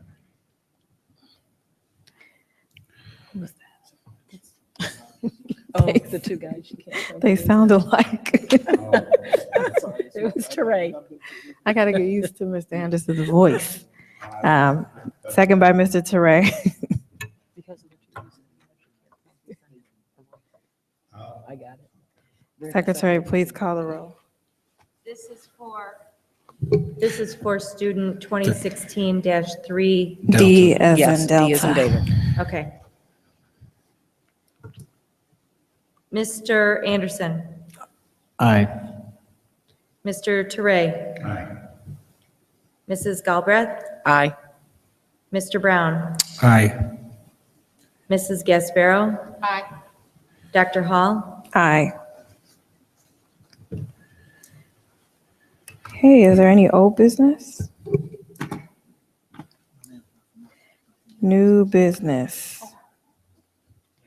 I have a new business. As you all know, we do have a new board member, and there is a need to not only do a board retreat, but also we need to do our strategic planning that our administrators have started collaborating on and working on, and we directed them last year to start this process in November of 2015, and they've started it, and now it's our time to get involved. So I need board members to be looking at their calendars. Mr.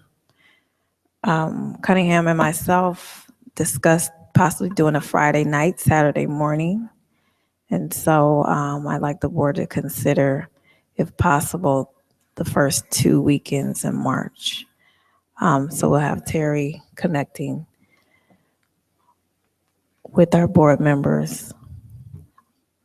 And also should be connecting with Mr. Anderson for training as his calendar allows him to. So.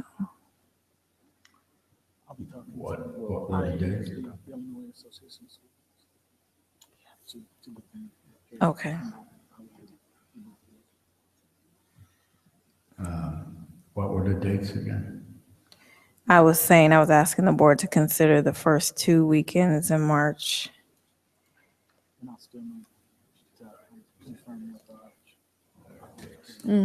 So, well, we need to do that then first, get his dates. Yeah, I mean, we have the dates. I got the dates to you guys in December, but I'm gonna have to Back then, okay. Oh, that was a while ago. Okay, so if the board members can look at their calendars for those 2 weekends, and we'll just be double checking that our IASB rep is available those weekends. Yes. Dr. Hall, excuse me, because I'm doing double duty here. Mhm. I just want to make sure that I got the appropriate verbiage for the expulsion of student 2016-3C.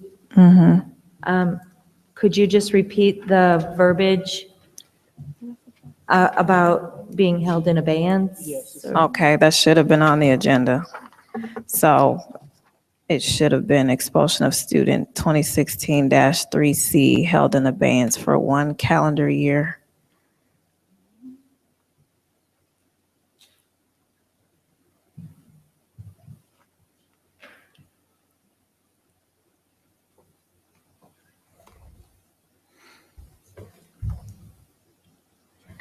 I can't do the second week of March.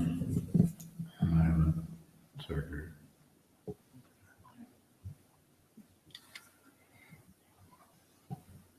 Okay. Clarification for that retreat, are you talking about a Friday night into a Saturday morning? No, just Friday night and a Saturday morning. Not an So- overnighter. Say that again. We'll do a So Friday like night. 6:30 to 9:30 Friday night, and then the morning of Saturday, maybe 9 to 1 or something like that. We've done those prior to you guys being here, but because we have double duty this time.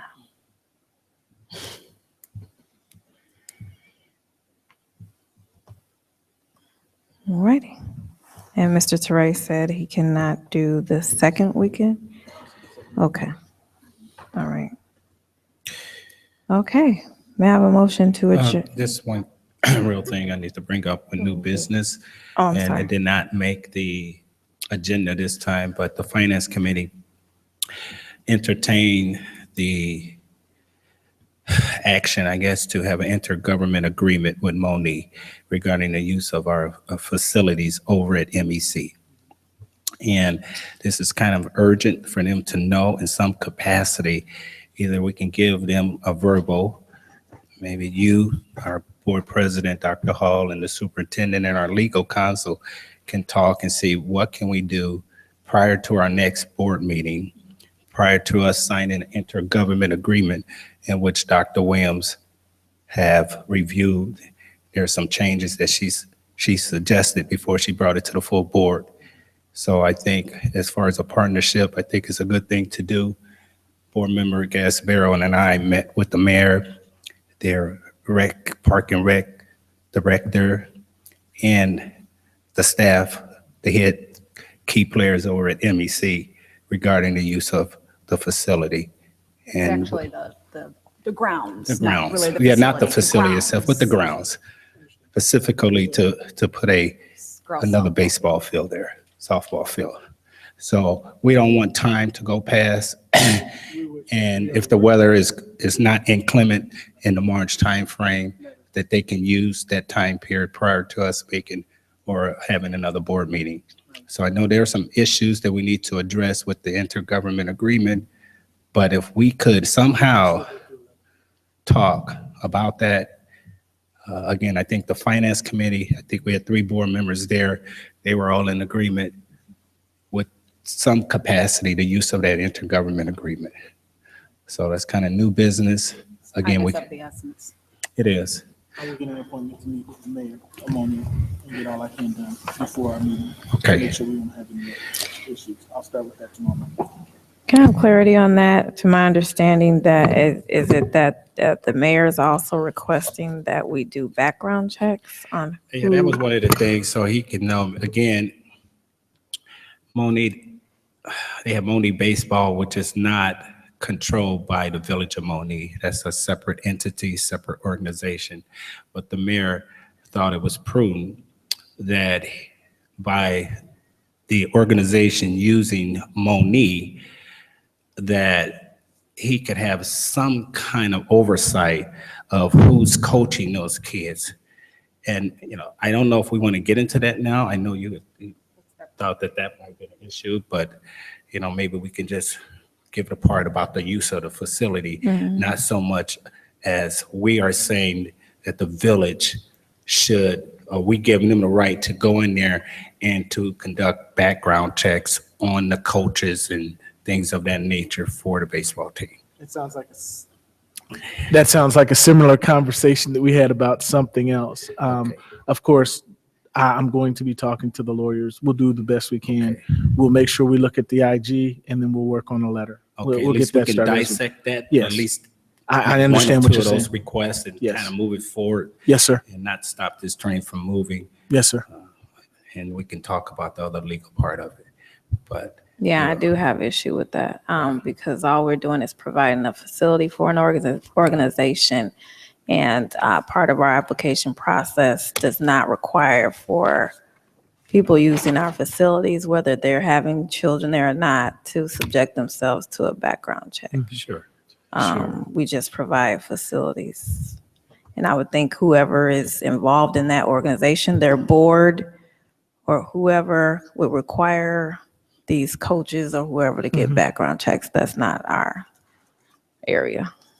And that's some conversation you and the superintendent and legal could have among yourselves and kind of share with the board. Okay. Any other new business? That's it. Okay. Can I have a motion to adjourn at 11:17 p.m.? Moved by Mr. Brown. Second. Second by Mrs. Gasparo. All those in favor say aye. Aye. Aye. All those opposed say nay. Nay. All righty.